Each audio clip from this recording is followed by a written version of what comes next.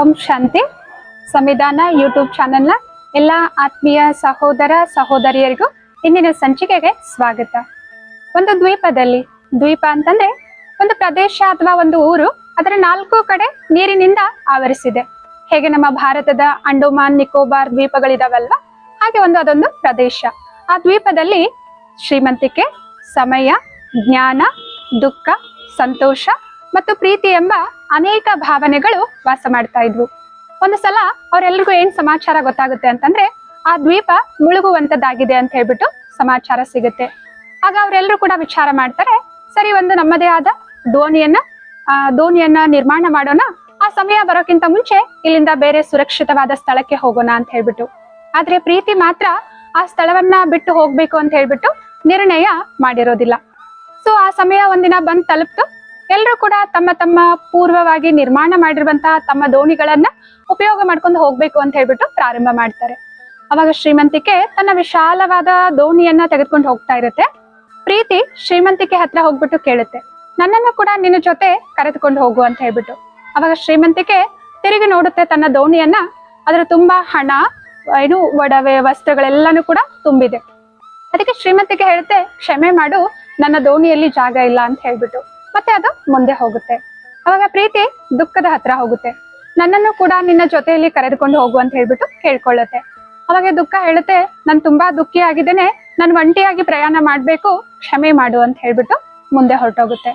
ಅವಾಗ ಪ್ರೀತಿ ಏನ್ ಮಾಡುತ್ತೆ, ಸಂತೋಷದ ಹತ್ರ ಹೋಗುತ್ತೆ, ನನ್ನನ್ನು ಕೂಡ ನಿನ್ನ ಜೊತೆ ನಿನ್ನ ದೋಣಿಯಲ್ಲಿ ಕರೆದುಕೊಂಡು ಹೋಗು ಅಂತ ಕೇಳ್ಕೊಳ್ಳುತ್ತೆ. ಸಂತೋಷ ಇಷ್ಟೊಂದು ಸಂತೋಷದಲ್ಲಿ ತಲ್ಲೀನವಾಗಿದೆ ಅಂತಂದ್ರೆ ಪ್ರೀತಿಯ ಮಾತು ಅದಕ್ಕೆ ಕೇಳಿಸೋದೇ ಇಲ್ಲ.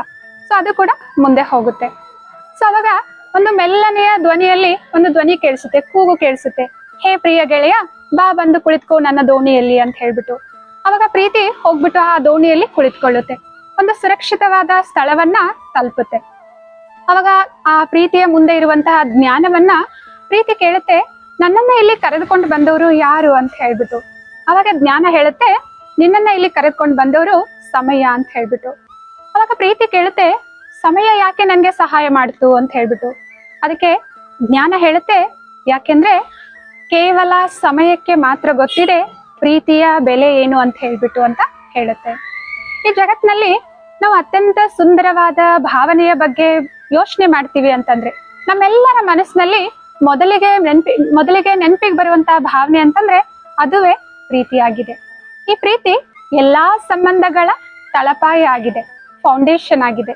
ಬಲೆ ಅದು ಯಾವ್ದಾದ್ರೂ ಸಂಬಂಧ ಆಗಿರ್ಬೋದು, ತಂದೆ ತಾಯಿ ಮಕ್ಕಳ ಸಂಬಂಧ, ಸ್ನೇಹಿತೆಯ ಸಂಬಂಧ, ಅಥವಾ ಸಹೋದರ ಸಹೋದರಿಯ ಸಂಬಂಧ, ಪತಿ ಪತ್ನಿಯ ಸಂಬಂಧ, ಪ್ರಿಯತಮ ಪ್ರಿಯತಮಿಯ ಸಂಬಂಧ, ಯಾವ್ದಾದ್ರೂ ಆಗಿರ್ಬೋದು.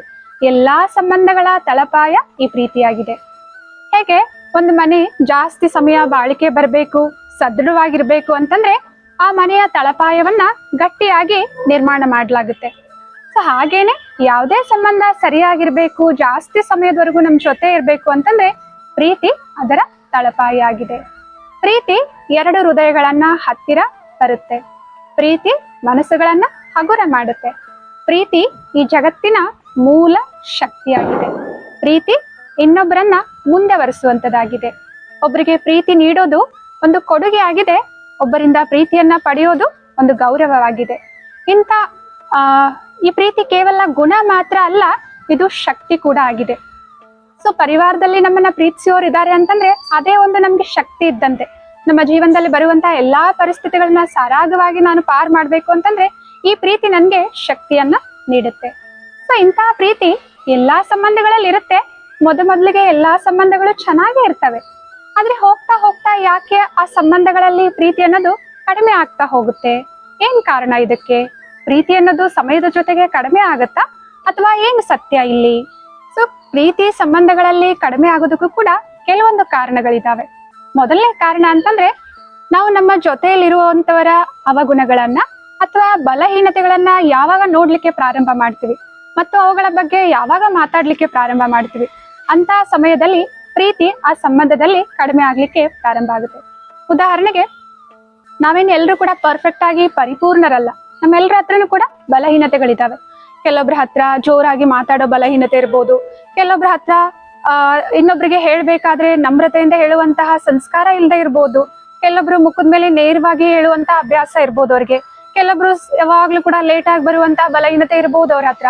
ಕೆಲವೊಬ್ರು ಹೇಳಿದ ಕೆಲಸವನ್ನ ಹೇಳಿದ ಸಮಯದಲ್ಲಿ ಮುಗಿಸ್ಲಿಕ್ಕೆ ಆಗದೆ ಇರುವಂತ ಬಲಹೀನತೆ ಇರ್ಬೋದು. ಈ ಎಲ್ಲವನ್ನ ನಾವು ನೋಡ್ತಾ ಅವರಿಗೆ ನೇರವಾಗಿ ಆ ಸಮಯದಲ್ಲಿ ಹೇಳ್ತಾ ಹೋದ್ವಿ, ಬಲೆ ಅವರು ಕೂಡ ಅದರಿಂದ ಹೊರ ಬರ್ಬೇಕು ಅಂತ ಪ್ರಯತ್ನ ಮಾಡ್ತಿರ್ತಾರೆ. ಆದ್ರೆ ಆ ಸಮಯದಲ್ಲಿ ಅವರಲ್ಲಿ ಅಷ್ಟೊಂದು ಶಕ್ತಿ ಇಲ್ಲದೆ ಇರುವ ಕಾರಣ ಪದೇ ಪದೇ ಅವರಿಂದ ತಪ್ಪಾಗ್ತಿರ್ಬೋದು. ಅಂತ ಸಮಯದಲ್ಲಿ ನಾವು ಪದೇ ಪದೇ ಅವರಿಗೆ ಅವರ ಬಲಹೀನತೆಯನ್ನ ಎತ್ತಿ ಎತ್ತಿ ಹೇಳ್ತಾ ಇದ್ದೇವೆ, ಅವರನ್ನ ನಾವು ತಿರಸ್ಕಾರ ಮಾಡ್ತಾ ಇದ್ದೇವೆ ಅಂತಂದ್ರೆ, ಬಲೆ ನಾವು ಮಾತುಗಳಲ್ಲಿ ವ್ಯವಹಾರದಲ್ಲಿ ಕೆಲವೊಂದ್ಸಲ ತೋರಿಸ್ತಾ ಇರ್ಬೋದು, ಆದ್ರೆ ಮನಸ್ಸಿನಲ್ಲಿನೇ ಅವ್ರ ಬಗ್ಗೆ ನಾವು ನಕಾರಾತ್ಮಕವಾಗಿ ಯೋಚನೆ ಮಾಡ್ತಾ ಇದ್ದೇವೆ ಅಂತಂದ್ರೆ ಇದು ತಿರಸ್ಕಾರದ ಭಾವನೆ ಅಲ್ವಾ. ಸೊ ಮನಸ್ಸಿನಿಂದನೇ ನಾವು ಅವರಿಗೆ ಅಗೌರವವನ್ನ ತೋರಿಸ್ತಾ ಇದ್ದೇವೆ. ನಮ್ಮ ಮಾತು, ನಮ್ಮ ವ್ಯವಹಾರ ಅವರು ನೋಡೋದಕ್ಕಿಂತ ಕೇಳೋದಕ್ಕಿಂತ ಮುಂಚೆನೆ ನಾವು ಅವರ ಬಗ್ಗೆ ವಿಚಾರ ಮಾಡ್ತಾ ಇರುವಂತಹ ಸಂಕಲ್ಪದ ಶಕ್ತಿ ಅವರನ್ನ ತಲುಪುತ್ತೆ. ಸೊ ಇದರಿಂದಾಗಿ ಏನಾಗುತ್ತೆ, ನಾವೇನಾದ್ರೂ ಅವರನ್ನ ತಿರಸ್ಕಾರ ಮಾಡ್ತಾ ಇದ್ರೆ, ಅಗೌರವ ತೋರಿಸ್ತಾ ಇದೀವಿ ಅಂತಂದ್ರೆ ಆ ಇಬ್ಬರ ಸಂಬಂಧದ ಮಧ್ಯದಲ್ಲಿ ಏನಾಗುತ್ತೆ, ಪ್ರೀತಿ ಕಡಿಮೆ ಆಗ್ಲಿಕ್ಕೆ ಪ್ರಾರಂಭ ಆಗುತ್ತೆ. ಮತ್ತೆ ಎರಡನೇ ಕಾರಣ ಏನು ಅಂತಂದ್ರೆ, ಇನ್ನೊಬ್ರಿಂದ ಅನೇಕ ನಿರೀಕ್ಷೆಗಳನ್ನ ಇಟ್ಕೊಳ್ಳೋದು.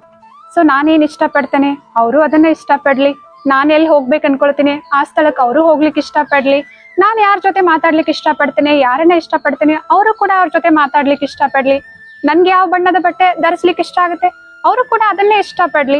ಈ ರೀತಿಯ ಅನೇಕ ನಿರೀಕ್ಷೆಗಳು.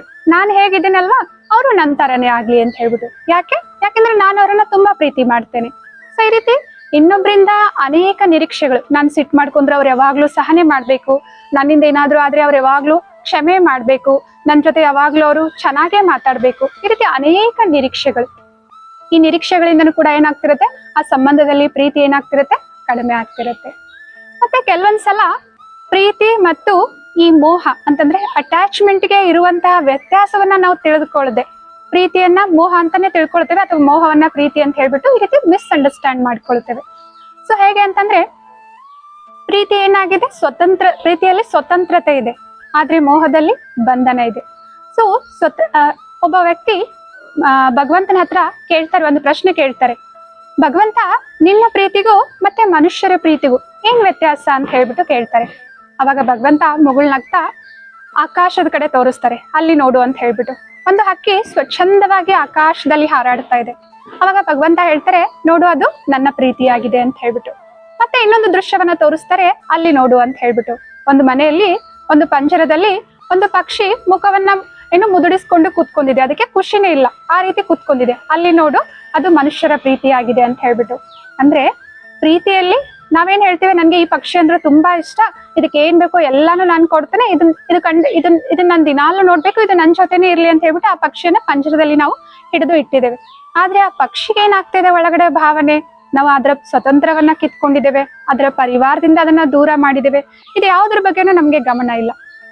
ಸೊ ನಿಜವಾದ ಪ್ರೀತಿಯಲ್ಲಿ ಇನ್ನೊಬ್ಬರಿಗೆ ಸ್ವತಂತ್ರತೆ ಇರುತ್ತೆ. ಅವ್ರು ಯಾವಾಗ್ಲೂ ಕೂಡ ನಾವಿಷ್ಟಪಟ್ಟಂಗೆ ನಾವೆಲ್ಲಿ ಹೋಗ್ಬೇಕು, ನಾವ್ ಹೇಗಿರ್ಬೇಕಂತೀವಿ ಹಾಗೆ ಇರುವಂತದ್ದಲ್ಲ. ಅವ್ರಿಗೆ ಅವ್ರದೇ ಆದ ಅವರ ಭಾವನೆಗಳಿಗೆ, ಅವರ ಆಸಕ್ತಿಗಳಿಗೆ ಅವ್ರಿಗೆ ಸ್ವತಂತ್ರತೆ ಇರುತ್ತೆ. ಆದ್ರೆ ಮೋಹದಲ್ಲಿ ಇಲ್ಲ, ಇವ್ರು ನಾನೇನ್ ಇಷ್ಟಪಡ್ತೀನಲ್ವಾ ಹಾಗೆ ಇವ್ರು ಇರ್ಬೇಕು, ನನ್ಗಲ್ಲಿ ಹೋಗ್ಲಿಕ್ಕೆ ಇಷ್ಟ ಇಲ್ಲ ಅಂತಂದ್ರೆ ಇವರು ಕೂಡ ಅಲ್ಲಿ ಹೋಗ್ಬಾರ್ದು, ನನ್ಗಿದು ಇಷ್ಟ ಆಗಲ್ಲ ಅಂತಂದ್ರೆ ಅವ್ರು ಅದನ್ನ ಮಾಡ್ಬಾರ್ದು. ಈ ರೀತಿ ಬಂಧನ ಇರುತ್ತೆ. ಸೊ ಪ್ರೀತಿಯಲ್ಲಿ ಇನ್ನೊಬ್ಬರ ಯೋಗಕ್ಷೇಮದ ಬಗ್ಗೆ ನಾವು ಜಾಸ್ತಿ ಪ್ರಾಮುಖ್ಯತೆಯನ್ನ ಕೊಡ್ತೇವೆ. ಮೊದಲ ಪ್ರಾಮುಖ್ಯತೆ ಇನ್ನೊಬ್ಬರ ಯೋಗಕ್ಷೇಮ. ಅದೇ ಮೋಹದಲ್ಲಿ ನನ್ಗೇನ್ ಇಷ್ಟ ಅಲ್ವಾ, ನನ್ನ ಇಷ್ಟಗಳಿಗೆ ಮೊದಲನೇ ಪ್ರಾಮುಖ್ಯತೆ ಇರುತ್ತೆ.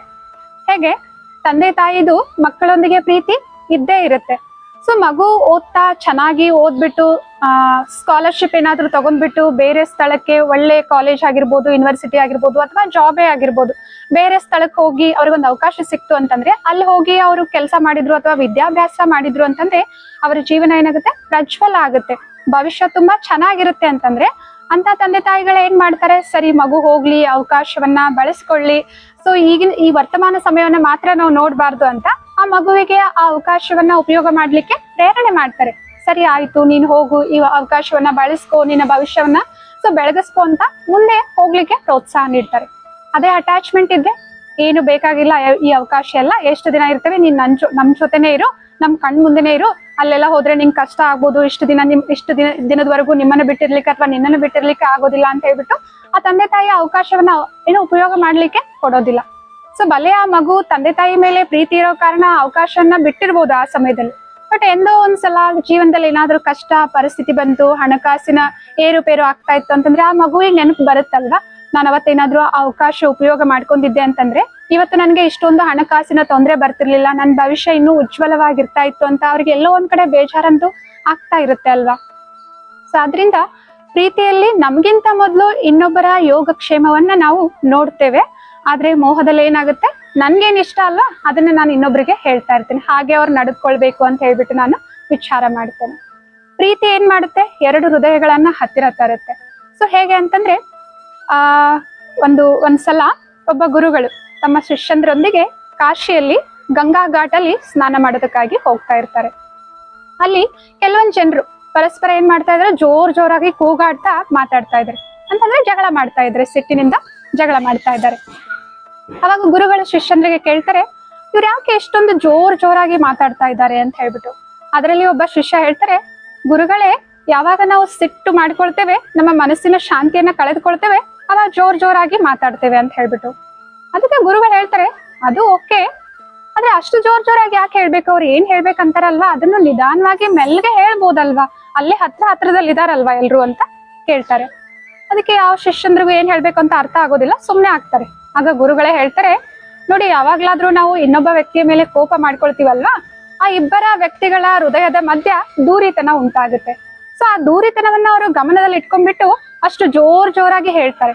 ಒಬ್ಬ ವ್ಯಕ್ತಿ ದೂರದಲ್ಲಿ ಇದ್ದಾರೆ ಅಂತಂದ್ರೆ ಅವ್ರಿಗೆ ನಾನು ಏನಾದ್ರೂ ಹೇಳ್ಬೇಕಂತಂದ್ರೆ ಕೂಗಿನೇ ಹೇಳ್ಬೇಕಾಗುತ್ತೆ ಅಲ್ವಾ.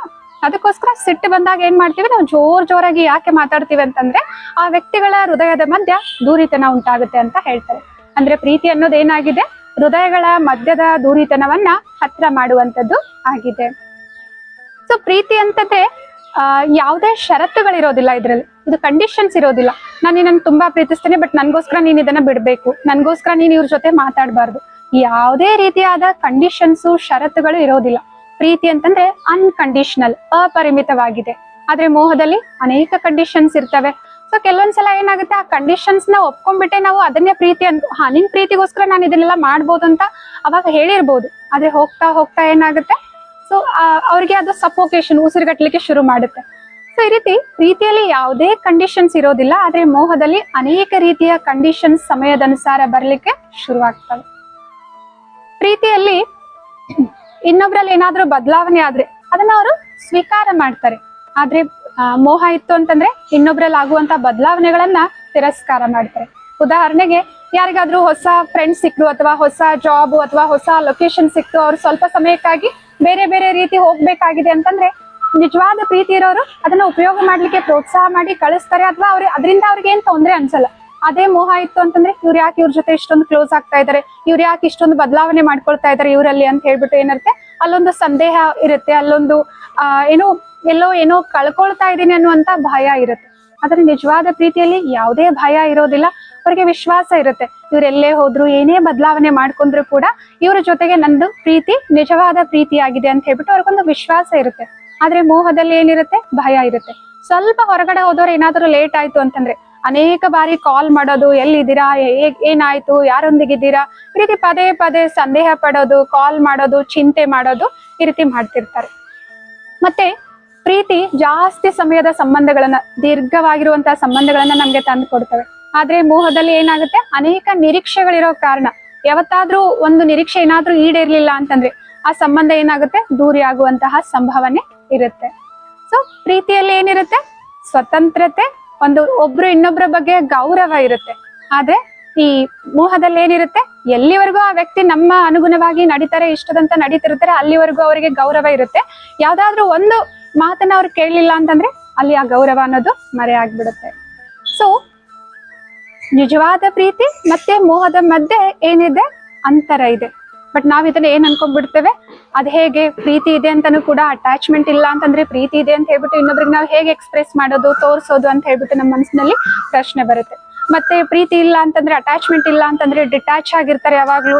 ಸೊ ಡಿಟ್ಯಾಚ್ ಆಗಿದ್ದೇವೆ ಅಂತಂದ್ರೆ ಹೇಗ್ ಗೊತ್ತಾಗುತ್ತೆ ಅವ್ರ ಬಗ್ಗೆ ನಾವು ಕೇರೆ ಮಾಡಲ್ಲ, ಯಾವಾಗ್ಲೂ ದೂರಿಯಲ್ಲಿ ಇರ್ತೀವಿ ಅಂತ, ಇದೊಂದು ತಪ್ಪು ಕಲ್ಪನೆನೂ ಕೂಡ ಇದೆ. ಡಿಟ್ಯಾಚ್ಮೆಂಟ್ ಅಂತಂದ್ರೆ ಇನ್ನೊಬ್ರ ಬಗ್ಗೆ ಗಮನ ಕೊಡದೆ ಇರೋದು, ಅಥವಾ ನಮ್ ಜವಾಬ್ದಾರಿಗಳಿಂದ ನಾವು ಬೇರೆ ಕಡೆ ಮುಖ ಮಾಡಿರೋದು ಅಂತ ಅರ್ಥ ಅಲ್ಲ. ಹೇಗೆ ಅಟ್ಯಾಚ್ಮೆಂಟ್ ಅಂತಂದ್ರೆ ಎರಡು ವಸ್ತುಗಳು ಸೇರಿಕೊಂಡಿರೋದು ಅಂತ ಅರ್ಥ. ಉದಾಹರಣೆಗೆ ನಮ್ಮ ಎರಡು ಕಾಲುಗಳು ಬೇರೆ ಬೇರೆ ಆಗಿದೆ. ಒಂದು ಕಾಲು ಮುಂದೆ ಇಡ್ತಾ ಇದೀವಿ ಅಂತಂದ್ರೆ ಇನ್ನೊಂದು ಕಾಲು ಅದಕ್ಕೆ ಸಹಯೋಗ ನೀಡ್ತಾ ಇರುತ್ತೆ, ಮತ್ತೆ ಇನ್ನೊಂದು ಕಾಲನ್ನ ನಾವು ಮುಂದೆ ಇಡ್ತೀವಿ ಅಂದ್ರೆ ಇದು ಅದಕ್ಕೆ ಸಪೋರ್ಟ್ ಮಾಡುತ್ತೆ. ಎರಡೂ ಸ್ವತಂತ್ರವಾಗಿರೋದ್ರಿಂದ ನಮ್ಮ ಜೀವನದಲ್ಲಿ ನಾವು ಮುಂದೆ ನಡೀತಾ ಹೋಗ್ತಾ ಇದೀವಿ. ಅದೇ ಎರಡನ್ನು ನಾವು ಜಾಯಿನ್ ಮಾಡಿದ್ವಿ ಅಂತಂದ್ರೆ, ಅಟ್ಯಾಚ್ ಮಾಡಿದ್ವಿ ಅಂತಂದ್ರೆ ಭಲೆ ನಾವು ಜಂಪ್ ಮಾಡ್ತಾ ಮುಂದೆ ಹೋಗ್ಬೋದು, ಆದ್ರೆ ಜಾಸ್ತಿ ಸಮಯ ನಡಿಲಿಕ್ಕಾಗುತ್ತಾ? ಕಷ್ಟ ಆಗುತ್ತೆ ಅಲ್ವಾ? ಹಾಗೇನೆ ಇನ್ನೊಂದು ಉದಾಹರಣೆ ಅಂತಂದ್ರೆ, ಎರಡು ಮಕ್ಕಳು ಕೆಲವೊಂದ್ಸಲ ರೇರ್ ಕೇಸಸ್ ಅಲ್ಲಿ ಆಗ್ತಿರತ್ತಲ್ಲ, ಎರಡು ಮಕ್ಕಳು ಜಾಯಿಂಟ್ ಆಗಿರ್ತಾರೆ, ಅವ್ರ ಶರೀರ ಜಾಯಿಂಟ್ ಆಗಿರುತ್ತೆ, ಅಂದ್ರೆ ಇಬ್ರು ಅವಳಿ ಜವಳಿ ಅವರು. ಸೊ ಆ ಸಮಯದಲ್ಲಿ ಏನಾಗುತ್ತೆ, ಇಬ್ರು ಅಟ್ಯಾಚ್ ಆಗಿದ್ರು ಅಂತಂದ್ರೆ, ಒಬ್ರು ಕುತ್ಕೋಬೇಕು ಅಂತಂದ್ರೆ ಇನ್ನೊಬ್ರಿಗೆ ನಡೆದಾಡ್ಬೇಕು, ಹೊರಗಡೆ ಹೋಗ್ಬೇಕು ಅಂತಂದ್ರೆ, ಸೊ ಇಬ್ಬರ ಇಚ್ಛೆಗಳು ಬೇರೆ ಬೇರೆ ಇದೆ. ಆದ್ರೆ ಅವಾಗ ಕೇವಲ ಒಬ್ಬರ ಇಚ್ಛೆಗಳು ಮಾತ್ರ ನೆರವೇರುತ್ತೆ. ಒಬ್ರು ಮಲ್ಕೋಬೇಕಾಗಿದೆ, ಇನ್ನೊಬ್ರಿಗೆ ಕೂತ್ಕೊಂಡು ಟಿವಿ ನೋಡ್ಬೇಕು ಅನ್ನಿಸ್ತಿರುತ್ತೆ. ಸೊ ಅಲ್ಲಿ ಸ್ವತಂತ್ರತೆ ಇರೋದಿಲ್ಲ, ಒಂದು ಬಂಧನ ಇರುತ್ತೆ, ಇನ್ನೊಬ್ಬರ ಮೇಲೆ ಡಿಪೆಂಡೆನ್ಸಿ ಅನ್ನೋದು ಇರುತ್ತೆ. ಅದೇ ಆ ಮಕ್ಕಳಿಗೆ ಸಪರೇಟ್ ಮಾಡಿದ್ರೆ ಏನು ತೊಂದರೆ ಇಲ್ಲ ಅಂತಂದ್ರೆ, ಆಪರೇಷನ್ ಮಾಡಿ ಸಪರೇಟ್ ಮಾಡಿದ್ರು ಅಂತಂದ್ರೆ ಆ ಇಬ್ಬರ ಮಕ್ಕಳಿಗೂ ಕೂಡ ಇವಾಗ ಸ್ವತಂತ್ರತೆ ಇದೆ. ಒಬ್ರು ಕುತ್ಕೋಬಹುದು, ಇನ್ನೊಬ್ರು ನಡೆದಾಡ್ಬೋದು ಅಂತಂದ್ರೆ ಅವ್ರು ಆರಾಮಾಗಿ ಮಾಡ್ಬೋದಾಗಿದೆ. ಹಾಗೇನೆ ಈ ಅಟ್ಯಾಚ್ಮೆಂಟ್ ಅಂತಂದ್ರೆ ಇದು ಶಾರೀರಿಕ ಅಂದ್ರೆ ಫಿಸಿಕಲ್ ಲೆವೆಲ್ ಅಲ್ಲಿ ಆಯ್ತು. ಹಾಗೆ ಅಟ್ಯಾಚ್ಮೆಂಟ್ ಅಂತಂದ್ರೆ ಭಾವನಾತ್ಮಕ ರೀತಿಯಲ್ಲಿ, ಮಾನಸಿಕ ರೀತಿಯಲ್ಲಿ ಒಬ್ಬರ ಮನಸ್ಸು ಇನ್ನೊಬ್ಬರೊಂದಿಗೆ ಅಟ್ಯಾಚ್ ಆಗಿರುತ್ತೆ. ಸೊ ಇದ್ರ ಲಕ್ಷಣಗಳು ಏನಿರ್ತವೆ, ಅವ್ರಿಗೆ ಬೇಜಾರಾಗಿದೆ ಅಂತಂದ್ರೆ ನಮಗೂ ಇಲ್ಲಿ ಬೇಜಾರಾಗ್ತಿರುತ್ತೆ, ಅವ್ರ ದುಃಖದಲ್ಲಿ ಇದ್ದಾರೆ ಅಂತಂದ್ರೆ ನಾವು ಇಲ್ಲಿ ದುಃಖದಲ್ಲಿ ಇರ್ತೇವೆ, ಅವ್ರು ಖುಷಿಯಲ್ಲಿದ್ದಾರೆ ಅಂತಂದ್ರೆ ನಮಗೂ ಇಲ್ಲಿ ಖುಷಿ ಆಗ್ತಿರುತ್ತೆ, ಅವರು ಟೆನ್ಷನ್ ಅಥವಾ ಯಾವ್ದೋ ಚಿಂತೆಯಲ್ಲಿದ್ದಾರೆ ಅಂತಂದ್ರೆ ನಾವು ಟೆನ್ಷನ್ ಅಲ್ಲಿ ಇದ್ದೇವೆ. ಯಾಕೆ ಅಂತಂದ್ರೆ ನಮ್ಮ ಮನಸ್ಸು ಅವ್ರ ಮೇಲೆ ಏನಾಗಿದೆ, ಡಿಪೆಂಡ್ ಆಗಿದೆ, ಅವ್ರ ಜೊತೆಗೆ ಅಟ್ಯಾಚ್ ಆಗಿದೆ. ಸೊ ನಿಜವಾದ ಪ್ರೀತಿ ಅಥವಾ ಡಿಟ್ಯಾಚ್ಮೆಂಟ್ ಅಂದ್ರೆ ಏನು ಅಂತಂದ್ರೆ, ಇಬ್ಬರ ಮನಸ್ಸು ಬೇರೆ ಬೇರೆ ಆಗಿದೆ. ಇದ್ರ ಅರ್ಥ ನಾವು ಒಬ್ರಿಗೊಬ್ರು ಕಾಳಜಿ ಮಾಡ್ತಾ ಇಲ್ಲ ಅಂತ ಅರ್ಥ ಅಲ್ಲ. ನೋಡಿ, ಒಂದು ಪರಿವಾರದಲ್ಲಿ ಯಾರಿಗಾದ್ರೂ ಹುಷಾರಿಲ್ಲ ಅಂತಂದ್ರೆ ನಾವೆಲ್ಲ ಪರಿವಾರದಲ್ಲಿ ಇರೋರು ಏನ್ ಮಾಡ್ತೇವೆ, ಆ ವ್ಯಕ್ತಿ ಅವತ್ತೇನೆಲ್ಲ ಕೆಲಸ ಮಾಡ್ಬೇಕಾಗಿತ್ತಲ್ವಾ ಅದನ್ನೆಲ್ಲ ನಾವೇ ಮಾಡ್ತೀವಿ. ಯಾಕೆ, ಅವ್ರಿಗೆ ಹುಷಾರಿಲ್ಲ, ಅವ್ರು ರೆಸ್ಟ್ ಮಾಡ್ಬೇಕು ಅಂತ ಮನೆಯವರೆಲ್ಲರೂ ನಾವೇನ್ ಮಾಡ್ತೀವಿ, ಅವ್ರಿಗೆ ಸಹಯೋಗ ಮಾಡ್ತೇವೆ. ಭಲೆ ಅವ್ರು ಕೆಲಸ ಮಾಡ್ಲಿಕ್ಕೆ ಬಂದ್ರು ಪರವಾಗಿಲ್ಲ, ಇವತ್ತು ನೀವು ರೆಸ್ಟ್ ಮಾಡಿ, ಇದನ್ನ ನಾನೇ ಮಾಡ್ಕೊಳ್ತೀನಿ ಅಂತ ಹೇಳ್ಬಿಟ್ಟು ಹೇಳ್ತೇವೆ ಅಲ್ವಾ. ಹಾಗೇನೆ ಒಬ್ಬ ವ್ಯಕ್ತಿ ಮಾನಸಿಕವಾಗಿ ಕುಗ್ಗೋಗಿದ್ದಾರೆ, ಬೇಜಾರಲ್ಲಿದ್ದಾರೆ, ದುಃಖಿಯಾಗಿದ್ದಾರೆ ಅಂತಂದ್ರೆ ಅವ್ರು ಭಾವನಾತ್ಮಕವಾಗಿ ಹುಷಾರಿಲ್ಲ, ಅವ್ರಿಗೆ ಅಸ್ವಸ್ಥ ಆಗಿದ್ದಾರೆ. ಸೊ ನಿಜವಾದ ಪ್ರೀತಿ ಇರುವಂತವ್ರ ಕೆಲಸ ಏನಾಗಿದೆ, ನಾವು ಕೂಡ ಕುತ್ಕೊಂಡ್ಬಿಟ್ಟು ಅವ್ರ ಜೊತೆ ಬೇಜಾರಾಗೋದು, ಅಳೋದು, ಈ ರೀತಿ ಮಾಡೋದಲ್ಲ. ಸೊ ನೋಡಿ, ಕೆಲವೊಂದ್ಸಲ ಏನಾಗುತ್ತೆ ಅಂತಂದ್ರೆ, ಯಾರಾದ್ರೂ ತುಂಬಾ ದುಃಖಿಯಾಗಿದ್ದಾರೆ, ಬೇಜಾರಲ್ಲಿದ್ದಾರೆ ಅಂತಂದ್ರೆ ನಾವು ಸಮಾಧಾನ ಮಾಡ್ಲಿಕ್ಕೆ ಹೋಗ್ತಾ ಇದೀವಿ ಅಂತಂದ್ರೆ ಹೇಳ್ತಾರಲ್ವಾ ಕೆಲವೊಬ್ರು, ನನ್ನನ್ನು ಒಂಟಿಯಾಗಿ ಬಿಟ್ಬಿಡಿ ದಯವಿಟ್ಟು, ನಾನು ತುಂಬಾ ಬೇಜಾರಲ್ಲಿದ್ದೇನೆ, ನಾನು ಒಂಟಿಯಾಗಿದ್ರೇನೆ ಸರಿ ಹೋಗ್ತೇನೆ ಅಂತ ಹೇಳ್ಬಿಟ್ಟು. ಯಾಕೆ ಅವ್ರು ಆಗ ಹೇಳ್ತಾ ಇದ್ದಾರೆ? ಯಾಕೆ ಅಂತಂದ್ರೆ ಎಷ್ಟೋ ಸಲ ನಾವು ಏನ್ ಮಾಡಿರ್ತೇವೆ, ಅವ್ರ ಜೊತೆ ಹೋಗ್ಬಿಟ್ಟು ಅವ್ರ ದುಃಖದಲ್ಲಿ ನಾವು ದುಃಖವನ್ನ ಪಡ್ತಾ ಇರ್ತೇವೆ, ಅವ್ರ ಕಷ್ಟಕ್ಕೆ ಇನ್ನಷ್ಟು ಕಷ್ಟವನ್ನ ಆಡ್ ಮಾಡ್ತೇವೆ. ಯಾವ ರೀತಿ? ಅವ್ರು ಹೇಳ್ತಾರೆ ಈ ತರ ಎಲ್ಲ ಆಯ್ತು, ನಂಗೆ ತುಂಬಾ ಬೇಜಾರಾಗ್ತಿದೆ ಅಂತ. ಅದಕ್ಕೆ ನಾವೇನ್ ಹೇಳ್ತೀವಿ, ಹೌದು ನನ್ಗೆ ಅರ್ಥ ಆಗುತ್ತೆ, ನಿಂಗೆ ಎಷ್ಟು ಕಷ್ಟ ಆಗ್ತಿದೆ ಅಂತ ನಾವು ಅಲ್ಲಿ ಕುತ್ಕೊಂಡು ಅಳೋದಾದ್ರೂ ಮಾಡ್ತಿರ್ತೀವಿ, ಅಥವಾ ಇನ್ನಷ್ಟು ಹೀಗಾಗ್ಬಾರ್ದಾಗಿತ್ತು ಅಂತ ಹೇಳ್ಬಿಟ್ಟು ಅವ್ರಿಗೆ ಇನ್ನೂ ಬೇಜಾರು ಮಾಡ್ತಿರ್ತೀವಿ. ಅದಕ್ಕೆ ಬೇಜಾರಾದಾಗ ಕೆಲವರು ಒಂಟಿಯಾಗಿರ್ಲಿಕ್ಕೆ ಪ್ರಿಫರ್ ಮಾಡ್ತಾರೆ.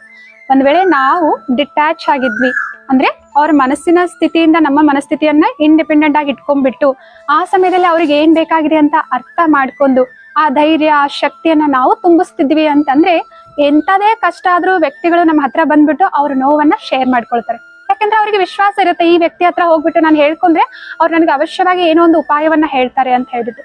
ಸೊ ಡಿಟ್ಯಾಚ್ಮೆಂಟ್ ಅಂತಂದ್ರೆ ಬೇರೆ ಬೇರೆ ಇರೋದು ಅಥವಾ ಅವ್ರಿಗೆ ಕೇರೆ ಮಾಡದೆ ಇರೋದು ಅಂತ ಅರ್ಥ ಅಲ್ಲ. ನಾನು ಅವರ ಮನಸ್ಸಿನಿಂದ ನನ್ನ ಮನಸ್ಸನ್ನ ಬೇರೆ ಇಟ್ಕೊಂಡಿದ್ದೇನೆ, ಬಟ್ ಅವ್ರಿಗೆ ಏನ್ ಕಷ್ಟ ಆಗ್ತಿದೆ ನನ್ಗೆಲ್ಲ ಅರ್ಥ ಆಗ್ತಿದೆ, ಆ ಕಷ್ಟದಿಂದ, ಆ ನೋವಿನಿಂದ ಅವರನ್ನ ಹೇಗೆ ನಾನು ಹೊರಗಡೆ ತೆಗಿಬೇಕು ಅಂತ ಹೇಳ್ಬಿಟ್ಟು ವಿಚಾರ ಮಾಡ್ತಾ ಇದ್ದೇನೆ. ನೋಡಿ, ಯಾರಾದ್ರೂ ಹೊರಗಡೆ, ಒಂದು ಕುಟುಂಬದವರು ಹೊರಗಡೆ ಹೋಗಿದ್ದಾರೆ, ಪ್ರವಾಸಕ್ಕೆ ಹೋಗಿದ್ದಾರೆ, ಎಂಜಾಯ್ ಮಾಡ್ತಾ ಇದ್ದಾರೆ, ಖುಷಿಯಿಂದ ಮಾತಾಡ್ತಾ ಇದ್ದಾರೆ. ಅದರಲ್ಲಿ ಒಬ್ರು ಯಾರೋ ಕಾಲ್ ಜಾರ್ ಬಿಟ್ಟು ಯಾವ್ದೋ ಒಂದು ಹಳ್ಳದಲ್ಲಿ ಕೆಳಗಡೆ ಪಕ್ಕದಲ್ಲಿರೋದನ್ನ ನೋಡದೆ ಬಿದ್ದೋದ್ರು ಅಂತಂದ್ರೆ, ಸೊ ಇವಾಗ ಉಳಿದವರ ಪರಿವಾರದವರ ಕರ್ತವ್ಯ ಏನಾಗಿದೆ, ಆ ಬಿದ್ದೋಗಿರೋ ವ್ಯಕ್ತಿಗೆ ಧೈರ್ಯ ಹೇಳ್ಬೇಕಾಗಿದೆ. ನಾವೆಲ್ಲ ಇದ್ದೇವೆ, ಏನಾದ್ರೂ ಮಾಡಿ ನಿಮ್ಮನ್ನ ಮೇಲೆ ಎತ್ತೇವೆ, ಬೇಜಾರು ಮಾಡ್ಕೋಬೇಡಿ, ಏನು ಟೆನ್ಷನ್ ಮಾಡ್ಕೊಳ್ಳುವಂತ ಅವಶ್ಯಕತೆ ಇಲ್ಲ, ಭಯ ಪಡುವಂತ ಅವಶ್ಯಕತೆ ಇಲ್ಲ, ನಾವು ಉಪಾಯ ಮಾಡ್ತಾ ಇದ್ದೇವೆ ಅಂತ ಹೇಳ್ಬಿಟ್ಟು ಅಲ್ಲಿ ನಿಂತ್ಕೊಂಡು ಉಪಾಯ ಮಾಡಿ ಆ ವ್ಯಕ್ತಿಯನ್ನ ಮೇಲೆ ಎಳೆಯೋದ್ರ ಕಡೆ ಗಮನ ಕೊಡ್ಬೇಕು ಹೊರತು, ಅಯ್ಯೋ ಇವ್ರು ಬಿದ್ದೋಗ್ಬಿಟ್ರಲ್ಲ ಅಂತ ಹೇಳ್ಬಿಟ್ಟು ನಾವು ಇವ್ರನ್ನ ತುಂಬಾ ಪ್ರೀತಿ ಮಾಡ್ತೇವೆ, ಇವ್ರನ್ನ ನಾವು ಕಷ್ಟದಲ್ಲಿ ಇರೋದನ್ನ ನೋಡ್ಲಿಕ್ಕೆ ಆಗೋದಿಲ್ಲ ಅಂತ ಹೇಳ್ಬಿಟ್ಟು ನಾವೆಲ್ಲ ಹಳ್ಳಕ್ಕೆ ಬಿದ್ದೋಗೋದಿಲ್ಲ ಅಲ್ವಾ. ಸೊ ಅಟ್ಯಾಚ್ಮೆಂಟ್ ಅಂತಂದ್ರೆ ಅಂಟಿಕೊಂಡಿರೋದು ಭಾವನಾತ್ಮಕವಾಗಿ, ಡಿಟ್ಯಾಚ್ಮೆಂಟ್ ಅಂತಂದ್ರೆ ಭಾವನಾತ್ಮಕವಾಗಿ ನಾವು ಸಪರೇಟ್ ಆಗಿದ್ದೇವೆ, ಆದ್ರೆ ಒಬ್ಬರ ಪ್ರತಿಯೊಬ್ರು ಸದಾ ಅವೈಲೇಬಲ್ ಇದ್ದೇವೆ. ಅವ್ರಿಗೆ ಯಾವಾಗ್ಲೇ ನಮ್ಮ ಅವಶ್ಯಕತೆ ಇದ್ರು, ಏನೇ ಸಹಯೋಗ ಬೇಕಾದ್ರೂ ಕೂಡ ಕೊಡ್ಲಿಕ್ಕೆ ನಾವು ಸದಾ ಇದ್ದೇವೆ ಅವ್ರಿಗೋಸ್ಕರ ಅನ್ನೋದಾಗಿದೆ. ಸೊ ಹೇಗೆ ಕೆಲವೊಂದು ತಪ್ಪು ನಂಬಿಕೆಗಳು ಕೂಡ ಇದಾವೆ ಪ್ರೀತಿಯಲ್ಲಿ. ಯಾವ ರೀತಿ ಅಂತಂದ್ರೆ, ಪ್ರೀತಿ ನಮ್ಗೆ ನೋವನ್ನ ಉಂಟು ಮಾಡುತ್ತೆ ಅಂತ ಹೇಳ್ಬಿಟ್ಟು ಕೆಲವೊಬ್ರು ನಂಬ್ತಾರೆ. ಹೇಗೆ ಅಂತಂದ್ರೆ ಪ್ರೀತಿ ಯಾವತ್ತೂ ಕೂಡ ನಮ್ಗೆ ನೋವನ್ನ ಉಂಟು ಮಾಡೋದಿಲ್ಲ. ಪ್ರೀತಿ ಸದಾ ನಮ್ಗೆ ಖುಷಿ, ಆನಂದ, ಸಂತೋಷವನ್ನ ಕೊಡುತ್ತೆ. ಆದ್ರೆ ನೋವನ್ನ ಉಂಟು ಮಾಡ್ತಾ ಇದೆ ಅಂತ ಯಾಕೆ ಹೇಳ್ತಾ ಇದ್ದಾರೆ? ನಮ್ಮನ್ನ ಪ್ರೀತಿಸ್ತಾ ಇದ್ದೇವೆ ಅಂತ ಹೇಳೋ ವ್ಯಕ್ತಿ ಕೆಲವೊಂದ್ಸಲ ಅವರಲ್ಲಿ ಪರಿವರ್ತನೆ ಆಗಿರುತ್ತೆ. ಅವ್ರು ಕೆಲವೊಂದ್ಸಲ ನಮ್ಗೆ ಸುಳ್ಳು ಹೇಳಿರ್ತಾರೆ, ಅವ್ರು ಕೆಲವೊಂದ್ಸಲ ನಮ್ಮ ನಂಬಿಕೆಯನ್ನ ಉಳಿಸ್ಕೊಂಡಿರೋದಿಲ್ಲ, ಅವ್ರು ನಮ್ಗೆ ಕೆಲವೊಂದ್ಸಲ ಮೋಸ ಮಾಡ್ಬೋದು. ಆ ವ್ಯಕ್ತಿಯಲ್ಲಿ ಆಗಿರುವಂತಹ ಬದಲಾವಣೆ, ಆ ವ್ಯಕ್ತಿಯ ವ್ಯವಹಾರ ನಮ್ಗೆ ನೋವನ್ನು ಉಂಟು ಮಾಡ್ತಾ ಇದೆ ಹೊರತು ಪ್ರೀತಿ ನಮ್ಗೆ ನೋವನ್ನು ಉಂಟು ಮಾಡ್ತಾ ಇಲ್ಲ. ಪ್ರೀತಿ ಅನ್ನೋದು ಇದೊಂದು ಇನ್ನೊಬ್ಬರಿಗೆ ಶಕ್ತಿಯನ್ನ ತುಂಬಿಸುವಂತಹ ಮೂಲ ಶಕ್ತಿ ಆಗಿದೆ. ಸೊ ಪ್ರೀತಿಯಿಂದ ಯಾವತ್ತೂ ಕೂಡ ನೋವು ಉಂಟಾಗೋದಿಲ್ಲ. ಆದ್ರೆ ಇದು ನಮ್ಮ ತಪ್ಪು ಕಲ್ಪನೆ ಆಗಿದೆ. ಆ ವ್ಯಕ್ತಿ ಅಥವಾ ಅವರಲ್ಲಿರುವಂತಹ ಬದಲಾವಣೆ, ಅವರಲ್ಲಿರುವಂತಹ ಕೆಲವೊಂದು ಬಲಹೀನತೆಗಳು ನಮ್ಗೆ ಏನ್ ಮಾಡ್ತಾ ಇದೆ, ನೋವನ್ನ ಕೊಡ್ತಾ ಇದೆ. ಸೊ ಎರಡನೇ ತಪ್ಪು ಕಲ್ಪನೆ ಇದ್ರ ಬಗ್ಗೆ ಏನು ಅಂತಂದ್ರೆ, ನಮ್ಮ ಪ್ರಿಯ ವ್ಯಕ್ತಿಗಳು ದುಃಖದಲ್ಲಿ ಇದ್ದಾರೆ ಅಂತಂದ್ರೆ ಅಫ್ಕೋರ್ಸ್ ಖಂಡಿತವಾಗಿಯೂ ನಮಗೂ ಕೂಡ ದುಃಖ ಆಗುತ್ತಲ್ವಾ ಅಂತ ಹೇಳ್ತಾರೆ. ಸೊ ಹೇಗೆ ಒಂದು ಮಗು ಆಕ್ಸಿಡೆಂಟ್ ಆಗ್ಬಿಟ್ಟು ಅವ್ರಿಗೆ ಫ್ರಾಕ್ಚರ್ ಆಗಿದೆ, ಗಾಯ ಆಗಿದೆ, ಅಳ್ತಾ ಇದೆ, ಆ ಮಗು ತುಂಬಾ ನೋವಾಗ್ತಿದೆ ಅಂತ ರಾತ್ರಿ ಎಲ್ಲಾ ಅಳ್ತಾ ಇದೆ ಅಂತಂದ್ರೆ ಸೊ ಪರಿವಾರದವ್ರು ಏನ್ ಮಾಡ್ಬೇಕಾಗಿದೆ? ಸೊ ಆ ಮಗುವಿನ ಜೊತೆ ಅಯ್ಯೋ ನಿನ್ಗೆ ಹಿಂಗ ಆಗ್ಬಾರ್ದಾಗಿತ್ತು, ಆ ದೇವ್ರಿಗೆ ಕರುಣೆನೇ ಇಲ್ಲ ಅಂತ ಹೇಳ್ಬಿಟ್ಟು ಆ ಮಗುವಿನ ಜೊತೆ ಕುತ್ಕೊಂಡು ಅವರು ಅಳೋದಲ್ಲ. ಸೊ ಪರಿವಾರದವ್ರು ಏನ್ ಮಾಡ್ಬೇಕಾಗಿದೆ? ಒಳ್ಳೆ ಡಾಕ್ಟರ್ ಹತ್ರ ಕರ್ಕೊಂಡು ಹೋಗಿದ್ದೇವೆ, ಡಾಕ್ಟರ್ ಹೇಳಿದ್ದಾರೆ ನಾಳೆ ಅನ್ನುವಷ್ಟರಲ್ಲಿ ನಿಂದೆಲ್ಲಾ ಗಾಯ ವಾಸಿ ಆಗುತ್ತೆ, ಸ್ವಲ್ಪ ನೋವು ಇಂಜೆಕ್ಷನ್ ಕೊಟ್ಟಿದಾರಲ್ಲ, ಸ್ವಲ್ಪ ಹೊತ್ತು ಮಾತ್ರ ಇರುತ್ತೆ, ಏನು ಯೋಚನೆ ಮಾಡ್ಬೇಡ ನೀನು, ನಾವೆಲ್ಲ ಇದೀವಲ್ವಾ, ಇದೇನಾದ್ರೂ ವಾಸಿ ಆಗದೆ ಇದ್ರೆ ನಾಳೆ ಇನ್ನೊಂದು ಡಾಕ್ಟರ್ ಹತ್ರ ಹೋಗೋಣ, ಬೇಗ ವಾಸಿ ಆಗುತ್ತೆ ಅಂತ ಹೇಳಿದ್ದಾರೆ ಡಾಕ್ಟರ್, ನಿಂಗೆ ಏನು ಆಗೋದಿಲ್ಲ. ಈ ರೀತಿ ಅವ್ರಿಗೆ ಸಮಾಧಾನ ಮಾಡಿ ಶಕ್ತಿ ತುಂಬಬೇಕೆ ಹೊರತು ಅವ್ರು ನೋವಲ್ಲಿದ್ದಾರೆ ಅಂತ ಹೇಳ್ಬಿಟ್ಟು ನಾವು ನೋವಲ್ಲಿರೋದು ಇದೇ ಪ್ರೀತಿಯಾಗಿದೆ, ಆ ರೀತಿ ಅಲ್ಲ ಅಲ್ವಾ. ಸೊ ಇನ್ನೊಂದೇನ್ ತಪ್ಪು ಕಲ್ಪನೆ ಇದೆ, ನಾವ್ ಯಾರನ್ನಾದ್ರೂ ಪ್ರೀತಿಸ್ತಾ ಇದೀವಿ ಅಂತಂದ್ರೆ ಅವ್ರ ಬಗ್ಗೆ ನಮ್ಗೆ ಚಿಂತೆ ಆಗುತ್ತಲ್ವಾ ಅಂತ ಹೇಳ್ತಾರೆ. ಬಲೆ ಅದು ಮಕ್ಕಳಾಗಿರ್ಬೋದು ಅಥವಾ ಯಾರಾದ್ರೂ ಆಗಿರ್ಬೋದು, ಹೇಳ್ತಾರಲ್ವಾ ಗೊತ್ತಿಲ್ಲ ಇವ್ರ ಭವಿಷ್ಯ ಹೇಗಿದೆ ಏನೋ ಅಂತ ಹೇಳ್ಬಿಟ್ಟು, ಗೊತ್ತಿಲ್ಲ ಇವ್ರ ಜೀವನದಲ್ಲಿ ಸಂಬಂಧಗಳು ಹೇಗಿರ್ತವೆ ಅಂತ ಹೇಳ್ಬಿಟ್ಟು ನಮ್ಗೆ ಇವ್ರದೇ ಚಿಂತೆ ಅಂತ ಹೇಳ್ಬಿಟ್ಟು ಹೇಳ್ತಾರೆ. ಯಾಕೆಂದ್ರೆ ಇವ್ರ ಜೊತೆ ನಮ್ಗೆ ಪ್ರೀತಿ ಇದೆಯಲ್ವಾ, ನಾವು ಇವರನ್ನ ಪ್ರೀತಿಸ್ತೀವಲ್ವಾ ಅಂತ ಹೇಳ್ತಿರ್ತಾರೆ. ಸೊ ಆದ್ರೆ ಸತ್ಯತೆ, ವಾಸ್ತವಿಕತೆ ಏನಾಗಿದೆ, ನೀವು ಯಾರನ್ನ ಪ್ರೀತಿಸ್ತೀರಾ ಅವ್ರ ಬಗ್ಗೆ ಚಿಂತೆ ಮಾಡೋ ಅವಶ್ಯಕತೆ ಇಲ್ಲ.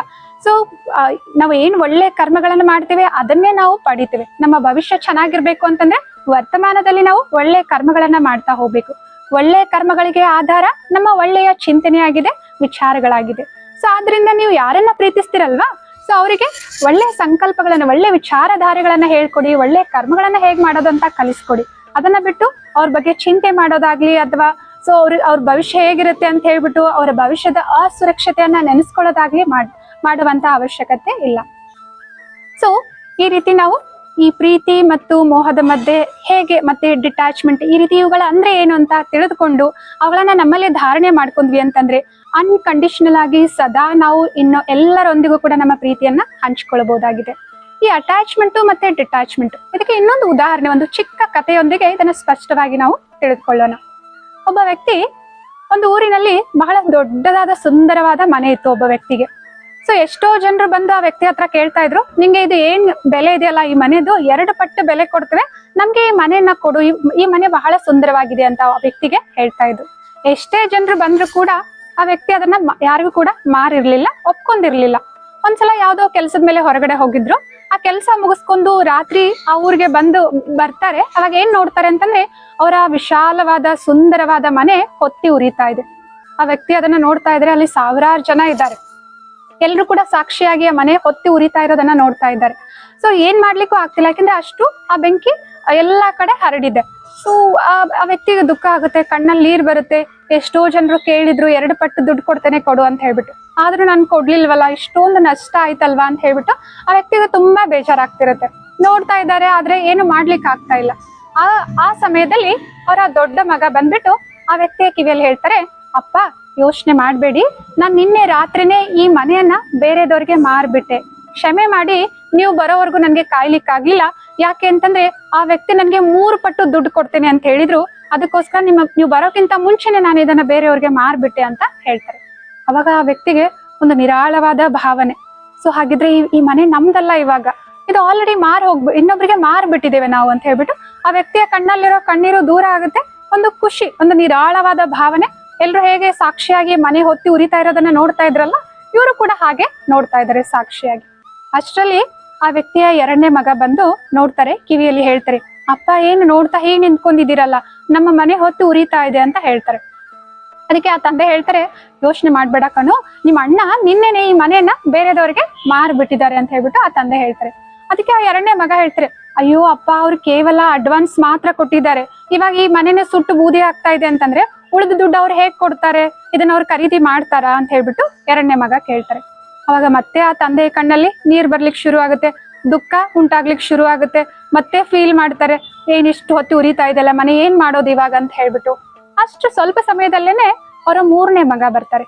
ಅಪ್ಪ ಅಪ್ಪ, ನಾನು ಆ ವ್ಯಕ್ತಿಯ ಜೊತೆ ಮಾತಾಡ್ಕೊಂಡ್ ಬಂದೆ, ಇವಾಗ್ಲೇನೆ ಆ ವ್ಯಕ್ತಿ ಏನ್ ಮಾತು ಕೊಡ್ತಾರಲ್ವಾ ಆ ಮಾತನ್ನ ಏನೇ ಆದ್ರೂ ಕೂಡ ಉಳಿಸ್ಕೊತಾರೆ. ಯಾಕೆಂದ್ರೆ ಆ ವ್ಯಕ್ತಿ ಹೇಳಿದ್ರು, ಈ ಮನೆ ಸುಟ್ಟು ಹೋಗೋದು ಅಥವಾ ಈ ರೀತಿ ನಷ್ಟ ಆಗೋದು ನಿಮ್ಗೂ ಗೊತ್ತಿರ್ಲಿಲ್ಲ, ನನ್ಗೂ ಗೊತ್ತಿರ್ಲಿಲ್ಲ, ನಾನ್ ನಿಮ್ಗೆ ಮಾತು ಕೊಟ್ಟಿದ್ದೀನಲ್ವಾ ಈ ಮನೆ ಕೊಂಡ್ಕೋತೀನಿ ಅಂತ ಹೇಳ್ಬಿಟ್ಟು, ಈ ಮನೆ ಏನೇ ಆದ್ರೂ ಸರಿ ನಾನೇ ಕೊಂಡ್ಕೊಳ್ತೇನೆ, ಉಳಿದ ಅಮೌಂಟ್ ಅನ್ನು ಹಣವನ್ನು ಕೂಡ ನಾನು ಆದಷ್ಟು ಬೇಗ ಕೊಡ್ತೇನೆ ಅಂತ ಹೇಳ್ಬಿಟ್ಟು ಹೇಳಿದ್ರು ಅಪ್ಪ. ಸೊ ಆ ವ್ಯಕ್ತಿ ಮಾತು ಕೊಟ್ರೆ, ಒಂದ್ಸಲ ಮಾತು ಕೊಟ್ರೆ ಹಾಗೆ ನಡ್ಕೋತಾರೆ ಅಪ್ಪ, ಈಗ ತಾನೇ ಮಾತಾಡ್ಕೊಂಡ್ ಬಂದೆ ಅಂತ ಹೇಳ್ತಾರೆ. ಮತ್ತೆ ಆ ವ್ಯಕ್ತಿಯ ಕಣ್ಣಲ್ಲಿ ಏನು ಕಣ್ಣೀರು ದೂರ ಆಯ್ತು, ಒಂದು ನಿರಾಳವಾದ ಭಾವನೆ, ಮತ್ತೆ ಇವಾಗ ಹಗೂರತೆಯ ಅನುಭವ ಮಾಡ್ತಾ ಇದ್ದಾರೆ. ಸಿಚುವೇಶನ್ ಒಂದೇನೆ, ಸಂದರ್ಭ ಒಂದೇನೆ, ಮನೆ ಏನೋ ಹೊತ್ತಿ ಉರಿತಾ ಇದೆ, ನಷ್ಟ ಆಗ್ತಿದೆ, ಆದ್ರೆ ಈ ಭಾವನೆಗಳ ವ್ಯತ್ಯಾಸ ಏಕಾಯ್ತು ಇಲ್ಲಿ. ಯಾಕೆ ಅಂತಂದ್ರೆ ಯಾವಾಗ ಅವ್ರಿಗೆ ಈ ಮನೆ ನಂದು, ಇದ್ರ ಮಾಲೀಕ ನಾನು, ಇದು ಹೊತ್ತಿ ಉರಿತಾ ಇದೆ, ಇಷ್ಟೊಂದು ನಷ್ಟ ಆಯ್ತಲ್ಲ ಅಂತ ಹೇಳ್ಬಿಟ್ಟು ಯಾವಾಗ ವಿಚಾರಗಳನ್ನ ಅವ್ರ ಮನಸ್ಸೆಲ್ಲ ವಿಚಾರಗಳು ಬರ್ತಾ ಇದ್ವಲ್ಲ, ಅವಾಗ ಅವ್ರಿಗೆ ಏನಾಗ್ತಾ ಇತ್ತು, ದುಃಖ ಆಗ್ತಾ ಇತ್ತು. ಯಾಕೆ ಅಂತಂದ್ರೆ ಅವರ ಮಾನಸಿಕ ಸ್ಥಿತಿ, ಅವರ ಭಾವನೆಗಳು ಆ ಮನೆಯೊಂದಿಗೆ ಜೋಡಣೆ ಆಗ್ತಾ ಇದ್ವು ಆ ಸಮಯದಲ್ಲಿ. ಅದಕ್ಕೆ ಅವ್ರಿಗೆ ಕಷ್ಟ ಆಗ್ತಿತ್ತು. ಯಾವಾಗ ಈ ಮನೆ ನಂದಲ್ಲ, ಇದು ಇನ್ನೊಬ್ರಿಗೆ ನಾನು ಸೇಲ್ ಮಾಡಿದ್ದೇನೆ, ಮಾರಾಟ ಮಾಡಿದ್ದೇನೆ ಅಂತ ಹೇಳ್ಬಿಟ್ಟು ಯಾವಾಗ ಅವ್ರು ಅನ್ಕೊಳ್ತಾ ಇದ್ರಲ್ಲ, ಆ ಮನೆಯಿಂದ ಅವ್ರ ಮನಸ್ಸು ಡಿಟ್ಯಾಚ್ ಆಗ್ತಾ ಇತ್ತು. ಸೊ ಡಿಟ್ಯಾಚ್ಮೆಂಟ್ ಅಂತಂದ್ರೆ ಅಲ್ಲಿ ಏನು ನಷ್ಟ ಆಗ್ತಿದೆ ಅದಕ್ಕೆ ತಕ್ಕಂತೆ ನಾನು ಇಲ್ಲಿ ಭಾವನೆ ಅಲ್ಲ, ಅಲ್ಲಿ ಏನ್ ನಡೀತಾ ಇದೆ ಅದಕ್ಕೆ ಸ್ಥಿರವಾಗಿ ಆ ಸ್ಥಳದಲ್ಲೇ ಇದ್ರೂ ಕೂಡ ನನ್ನ ಸ್ಥಿತಿಯನ್ನ ನಾನು ಉಳಿಸ್ಕೊಳ್ಳುವಂತಹ ಸ್ಥಿತಿ ಅದು. ಸೊ ಆ ವ್ಯಕ್ತಿ ಕಷ್ಟ ಪಡ್ಬೇಕಾದ್ರೆ ಇದು ನಂದು ಅಂತ ಭಾವನೆ ಇತ್ತು. ವಾಸ್ತವದಲ್ಲಿ ಸ್ವಲ್ಪ ಯೋಚನೆ ಮಾಡಿ ನೋಡಿದ್ರೆ ಈ ಜಗತ್ತಿನಲ್ಲಿ, ಈ ಪ್ರಕೃತಿಯಲ್ಲಿ ಯಾರ್ದು ಯಾವುದೇ ವಸ್ತುವಿನ ಮೇಲೆ, ಯಾವುದೇ ಸಂಬಂಧದ ಮೇಲೆ ಶಾಶ್ವತವಾದ ಮಾಲೀಕತ್ವ ಇಲ್ಲ. ಇಲ್ಲಿ ಈ ಪ್ರಕೃತಿಯಲ್ಲಿ ಇರುವಂತಹ ಎಲ್ಲಾ ಸಂಬಂಧಗಳು, ವಸ್ತುಗಳು, ಬಲೆ ಅದು ಏನಾದ್ರೂ ಆಗಿರ್ಬೋದು, ನಾವಿರುವಂತಹ ಮನೆ, ಸ್ಥಳ, ಇವತ್ ನಾವು ವಾಸ ಮಾಡ್ತಾ ಇದ್ದೀವಿ. ಆದ್ರೆ ನಾನಿಲ್ಲಿ ಇರೋಕ್ಕಿಂತ ಮುಂಚೆ ಬೇರೆ ಯಾರೋ ಈ ಮನೆಯ ಮಾಲೀಕರಾಗಿದ್ರು ಅಲ್ವಾ? ಸೊ ಅಥವಾ ನಾನು ಹೋದ್ಮೇಲೆ ಬೇರೆ ಯಾರೋ ಈ ಮನೆಯ ಮಾಲೀಕರಾಗ್ತಾರೆ. ಅಥವಾ ನಮ್ಮ ಜೊತೆ ಇರುವಂತಹ ಸಂಬಂಧಗಳನ್ನೇ ತೆಗೆದುಕೊಳ್ಳಿ, ನನ್ನ ಜೊತೆ ಆ ಸಂಬಂಧ ಜೋಡ್ಸೋಕ್ಕಿಂತ ಮುಂಚೆ ನಾವೆಲ್ಲರೂ ಕೂಡ ಚೈತನ್ಯ ಆತ್ಮಗಳಲ್ವಾ, ಅನೇಕ ಜನ್ಮಗಳ ಪ್ರಯಾಣವನ್ನ ನಾವು ಮಾಡ್ತಾ ಬಂದಿದ್ದೇವೆ. ಸೊ ಎಲ್ಲ ಅವರ ಬೇರೆ ಬೇರೆ ಜನ್ಮಗಳಲ್ಲಿ ಬೇರೆ ಬೇರೆ ವ್ಯಕ್ತಿಗಳೊಂದಿಗೆ ಈ ಸಂಬಂಧವನ್ನ ಅವ್ರು ಆಲ್ರೆಡಿ ಜೋಡಿಸಿದ್ರು. ಇವತ್ತು ನಮ್ಮ ವರ್ತಮಾನ ಸಮಯದಲ್ಲಿ ನಮ್ಮ ಜೊತೆ ಆ ಸಂಬಂಧಗಳು ಇದ್ದಾವೆ. ಸೊ ಈ ಪ್ರಕೃತಿಯಲ್ಲಿ ಬಲೆ ಅದು ಸಂಬಂಧ ಆಗಿರ್ಬೋದು, ವಸ್ತು ಆಗಿರ್ಬೋದು, ಏನೇ ಆಗಿರ್ಬೋದು, ಪದಾರ್ಥ ಆಗಿರ್ಬೋದು, ಇಲ್ಲಿ ಯಾರು ಕೂಡ ಶಾಶ್ವತವಾದ ಮಾಲೀಕರು ಅಲ್ಲ.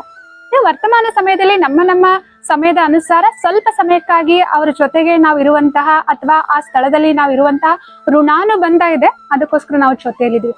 ಅದಕ್ಕೋಸ್ಕರ ನಾವು ಅಟ್ಯಾಚ್ ಆಗ್ಬಿಟ್ಟು ಶಾಶ್ವತವಾಗಿ ನಾವೇ ಇದರ ಮಾಲೀಕರು ಈ ಭ್ರಮೆಯಿಂದ ಹೊರಗಡೆ ಬಂದ್ರೆ ಇರುವಂತಹ ಸಂಬಂಧಗಳ ಜೊತೆಗೆ ಇರುವಂತಹ ಸ್ಥಳ, ವ್ಯಕ್ತಿ, ಪದಾರ್ಥ ಎಲ್ಲವನ್ನ ನಾವು ಏನ್ ಮಾಡ್ಬೋದು, ಖುಷಿಯಿಂದ ಅನುಭವ ಮಾಡ್ಬೋದು. ಸೊ ಈ ರೀತಿ ಮೋಹ ಮತ್ತು ಪ್ರೀತಿಯ ವ್ಯತ್ಯಾಸವನ್ನ ತಿಳಿದುಕೊಂಡು ನಾವು ಸಂಬಂಧವನ್ನ ನಿಭಾಯಿಸ್ತೀವಿ ಅಂತಂದ್ರೆ ಆ ಸಂಬಂಧಗಳು ಬಹಳ ಖುಷಿಯನ್ನ ನಮ್ಗೆ ನೀಡ್ತವೆ. ಹಾಗಿದ್ರೆ ನಮ್ಮ ಪ್ರೀತಿ ಎಲ್ಲಾ ಸಂಬಂಧಗಳಲ್ಲಿ ಸದಾ ಇರ್ಬೇಕು ಅಂತಂದ್ರೆ ಏನ್ ಮಾಡ್ಬೇಕು? ಹಾಗಿದ್ರೆ ಮೊದಲನೇದಾಗಿ ನಾವ್ ಯಾರ ಜೊತೆ ಇದ್ದೇವೆ, ನಮ್ಮ ಜೊತೆ ಇರುವಂತವರ ಸ್ವಭಾವ, ಸಂಸ್ಕಾರಗಳು ಹೇಗಿದಾವಲ್ವಾ, ಅವ್ರು ಹೇಗೆ ಇದ್ರು ಅವರನ್ನ ಸ್ವೀಕಾರ ಮಾಡಿ. ಸೊ ಅವ್ರ ಎಲ್ಲರಲ್ಲಿ ಬಲಹೀನತೆ ಇದೆ, ಅವರ ಬಲಹೀನತೆಗಳ ಸಮೇತ ಅವರನ್ನ ಒಪ್ಪಿಕೊಳ್ಳಿ. ಸೊ ಹಾಗಿದ್ರೆ ನಾನು ಪರಿವರ್ತನೆ ಮಾಡೋದೇ ಬೇಡವಾ? ಮಕ್ಕಳಲ್ಲೇ ಆಗಿರ್ಬೋದು ಅಥವಾ ಸ್ನೇಹಿತರಲ್ಲೇ ಆಗಿರ್ಬೋದು, ಪತಿ ಪತ್ನಿಯಲ್ಲೇ ಆಗಿರ್ಬೋದು, ಏನಾದ್ರೂ ಒಂದು ಬೇಡದೇ ಇರೋ ಗುಣ ಇದೆ ಅಂತಂದ್ರೆ ನಾನು ಪರಿವರ್ತನೆ ಮಾಡಬಾರ್ದ? ಹಾಗಿದೆ ಅದರ ಅರ್ಥ ಆ ರೀತಿ ಅಲ್ಲ. ಮೊದಲು ಸ್ವೀಕಾರ ಮಾಡಿ, ಆಮೇಲೆ ಪ್ರೀತಿಯಿಂದ ಅವರಿಗೆ ಆ ಬಲಹೀನತೆಯಿಂದ ಅಥವಾ ಆ ವೀಕ್ನೆಸ್ ಇಂದ ಹೇಗೆ ಹೊರಗಡೆ ಬರ್ಬೇಕು ಅಂತ ಹೇಳ್ಬಿಟ್ಟು ಅದ್ರ ಬಗ್ಗೆ ಯೋಚನೆ ಮಾಡಿ ಅವರಿಗೆ ಅರ್ಥ ಆಗೋ ರೀತಿ ಹೇಳಿ. ಕೆಲವೊಂದ್ಸಲ ಏನಾಗುತ್ತೆ, ಅವರು ಕೂಡ ಇಷ್ಟಪಡ್ತಾರೆ ಅದರಿಂದ ಹೊರಗಡೆ ಬರ್ಬೇಕು ಅಂತ, ಆದ್ರೆ ಶಕ್ತಿ ಇರೋದಿಲ್ಲ, ಜ್ಞಾನ ಇರೋದಿಲ್ಲ. ಸೊ ನಾನು ಸ್ವಲ್ಪ ಯುಕ್ತಿಯಿಂದ ಅವ್ರಿಗೆ ಅದನ್ನ ಹೇಗೆ ಹೊರಗಡೆ ಬರ್ಬೇಕು ಅಂತ ಹೇಳ್ಕೊಟ್ವಿ, ತಿಳಿಸ್ಕೊಟ್ವಿ ಅಂತಂದ್ರೆ, ಅವ್ರಿಗೆ ಸಹಾಯ ಮಾಡಿದ್ವಿ ಅಂತಂದ್ರೆ ಖಂಡಿತವಾಗಿ ಅವ್ರು ಪರಿವರ್ತನೆ ಆಗ್ತಾರೆ. ಯಾಕೆ ಅಂತಂದ್ರೆ ಪ್ರೀತಿಯಲ್ಲಿ ಪರಿವರ್ತನೆಯ ಅದ್ಭುತವಾದ ಶಕ್ತಿ ಇದೆ. ನೋಡಿ, ಬಹಳಷ್ಟು ಜನ ಹೇಳ್ತಾರೆ, ನೀವು ನನ್ನಿಂದ ಯಾವ ಕೆಲಸ ಆದ್ರೂ ಮಾಡಿಸ್ಬೋದು ಪ್ರೀತಿಯಿಂದ, ಆದ್ರೆ ಅಧಿಕಾರದಿಂದ, ಅಹಂಕಾರದಿಂದ ನೀವು ಹೇಳಿದ್ರೆ ನಾನು ಇದನ್ನ ಮಾಡೋದಿಲ್ಲ ಅಂತ ಹೇಳ್ಬಿಟ್ಟು. ಚಿಕ್ಕ ಮಕ್ಕಳಿಗೂ ಕೂಡ, ಭಲೆ ಚಿಕ್ಕ ಮಕ್ಕಳಿಗೆ ನೀವು ಊಟ ಮಾಡಿಸ್ಲಿಕ್ಕೆ ಹೋಗಿ ಪ್ರೀತಿಯಿಂದ ಊಟ ಮಾಡಿಸಿದ್ರಿ ಅಂತಂದ್ರೆ ಊಟ ಮಾಡ್ತಾರೆ ಅವರು. ಅದೇ ನೀವು ಸ್ವಲ್ಪ ಸ್ಟ್ರಿಕ್ಟ್ ಆಗಿ ಜೋರಾಗಿ ಮಾತಾಡ್ತಾ ತಿನ್ನು ಅಂತ ಹೇಳ್ಬಿಟ್ಟು ಸಿಟ್ಟಲ್ಲಿ ಅವ್ರಿಗೆ ಊಟ ಮಾಡಿಸ್ಲಿಕ್ಕೆ ಹೋದ್ರೆ ಅವ್ರು ಸ್ವೀಕಾರ ಮಾಡೋದಿಲ್ಲ. ಚಿಕ್ಕ ಮಕ್ಕಳಿಂದ ಹಿಡಿದು ವೃದ್ಧರವರೆಗೂ ಹಿರಿಯರವರೆಗೂ ಕೂಡ ಎಲ್ಲರಿಗೂ ಕೂಡ ಪ್ರೀತಿಯ ಭಾಷೆ ಅರ್ಥ ಆಗುತ್ತೆ. ಪ್ರೀತಿಯಲ್ಲಿ ಪರಿವರ್ತನೆಯ ಅಗಾಧವಾದ ಶಕ್ತಿ ಇದೆ. ಸೊ ಆದ್ರಿಂದ ಸ್ವಯಂನ ಮೊದಲು ಒಪ್ಕೊಳ್ಳಿ, ಹೇಗಿದ್ದೀರಾ ಹಾಗೆ ಒಪ್ಕೊಳ್ಳಿ, ಸ್ವಯಂನ ಪರಿಸ್ಥಿತಿ ಹೇಗಿದೆ ಹಾಗೆ ಒಪ್ಕೊಳ್ಳಿ, ಸ್ವಯಂನ ಏನು ರೂಪ ಆಗಿರ್ಬೋದು, ರಂಗ ಆಗಿರ್ಬೋದು, ಎಲ್ಲವನ್ನ ಮೊದಲು ಒಪ್ಕೊಳ್ಳಿ, ಸ್ವಯಂನ ಮೊದಲು ಪ್ರೀತಿ ಮಾಡಿ. ಸೊ ನಾವು ಎಷ್ಟು ಸ್ವಯಂನ ಪ್ರೀತಿ ಮಾಡ್ತೀವಿ ಅಷ್ಟೇ ಇನ್ನೊಬ್ಬರನ್ನು ಕೂಡ ಪ್ರೀತಿ ಮಾಡ್ಲಿಕ್ಕೆ ಸಾಧ್ಯ ಇದೆ. ಕೆಲವೊಂದ್ಸಲ ಏನಾಗುತ್ತೆ, ಸ್ವಯಂನ ಸ್ವಯಂ ತಿರಸ್ಕಾರ ಮಾಡ್ತೇವೆ, ಸ್ವಯಂನ ರೂಪದ ಬಗ್ಗೆ ನಮ್ಗೆ ಇಷ್ಟ ಇರಲ್ಲ, ಸ್ವಯಂನ ಪರಿಸ್ಥಿತಿಗಳ ಬಗ್ಗೆ ಇಷ್ಟ ಇರಲ್ಲ, ಆದ್ರೆ ಇನ್ನೊಬ್ಬರನ್ನ ಪ್ರೀತಿ ಮಾಡ್ಲಿಕ್ಕೆ ಹೋಗ್ತೇವೆ, ಇನ್ನೊಬ್ಬರನ್ನ ಒಪ್ಕೊಳ್ಳಿಕ್ ಹೋಗ್ತೇವೆ. ಆದ್ರೆ ಅಂತ ಸ್ಥಿತಿಗಳು ಜಾಸ್ತಿ ಸಮಯ ಇರೋದಿಲ್ಲ. ಯಾಕಂದ್ರೆ ಆ ಸಂಸ್ಕಾರ ನನ್ನ ಪ್ರತಿನೇ ಇಲ್ಲ. ಮೊದಲು ನಾವು ಎಷ್ಟು ನಮ್ಮನ್ನ ನಾವು ಒಪ್ಕೊಳ್ತೇವೆ, ನಮ್ಮನ್ನ ನಾವು ಗೌರವಿಸ್ತೇವೆ, ನಮ್ಮನ್ನ ನಾವು ಪ್ರೀತಿಸ್ತೇವೆ, ಆ ಸಂಸ್ಕಾರ ಇನ್ನೊಬ್ಬರೊಂದಿಗೂ ಕೂಡ ನಾವು ಕ್ಯಾರಿ ಫಾರ್ವರ್ಡ್ ಮಾಡ್ತೇವೆ. ಆದ್ರಿಂದ ಮೊದಲು ಆಕ್ಸೆಪ್ಟೆನ್ಸ್, ಹೇಗಿದ್ದಾರೆ ಹಾಗೆ ಇನ್ನೊಬ್ಬರನ್ನ ಸ್ವಯಂನನ್ನು ಕೂಡ ಒಪ್ಕೊಳ್ಳಿ, ಇನ್ನೊಬ್ಬರನ್ನು ಕೂಡ ಒಪ್ಪಿಕೊಳ್ಳಿ. ಎರಡನೇದಾಗಿ ಇನ್ನೊಬ್ಬರಿಗೆ ಹೃದಯದಿಂದ ಗೌರವವನ್ನ ಕೊಡಿ. ಮಾತಲ್ಲೊಂದು ಮನಸ್ಸಲ್ಲೊಂದು ಇರಬಾರ್ದು. ಏನಾಗುತ್ತೆ ಅಂತಂದ್ರೆ ನೋಡಿ, ನಿಮ್ಗೂ ಕೂಡ ಅನುಭವ ಇರ್ಬೋದು. ಕೆಲವೊಂದು ವ್ಯಕ್ತಿಗಳು ದೂರದಲ್ಲಿ ಕಾಣಿಸಿದ್ರು ಕೂಡ ನಾವು ಓಡಿ ಓಡಿ ಖುಷಿಯಿಂದ ಹೋಗಿ ಅವ್ರ ಜೊತೆ ಮಾತಾಡ್ತೇವೆ. ಆದ್ರೆ ಕೆಲವೊಂದು ವ್ಯಕ್ತಿಗಳು ನಮ್ಮ ಹತ್ರ ಬಂದು ಬಹಳ ಮಧುರವಾಗಿ ಚೆನ್ನಾಗಿ ಮಾತಾಡ್ತಾ ಇದ್ದಾರೆ, ಆದ್ರೆ ನಮ್ಗೆ ಇಷ್ಟ ಆಗಲ್ಲ. ಇವ್ರು ಯಾರಾದ್ರೂ ಬರ್ತಾ ಇದ್ದಾರೆ ಅಂದ್ರೆ ಯಾವ ಕಡೆ ಹೋಗ್ಲಿ ಅಂತ ಸಂಕಲ್ಪ ಬರುತ್ತೆ. ಯಾಕೆ ಈ ರೀತಿ ಆಗ್ತಿದೆ? ಅವ್ರು ಮಧುರವಾಗೇ ಮಾತಾಡ್ತಾರೆ, ಚೆನ್ನಾಗೇ ಮಾತಾಡ್ತಾರಲ್ವಾ?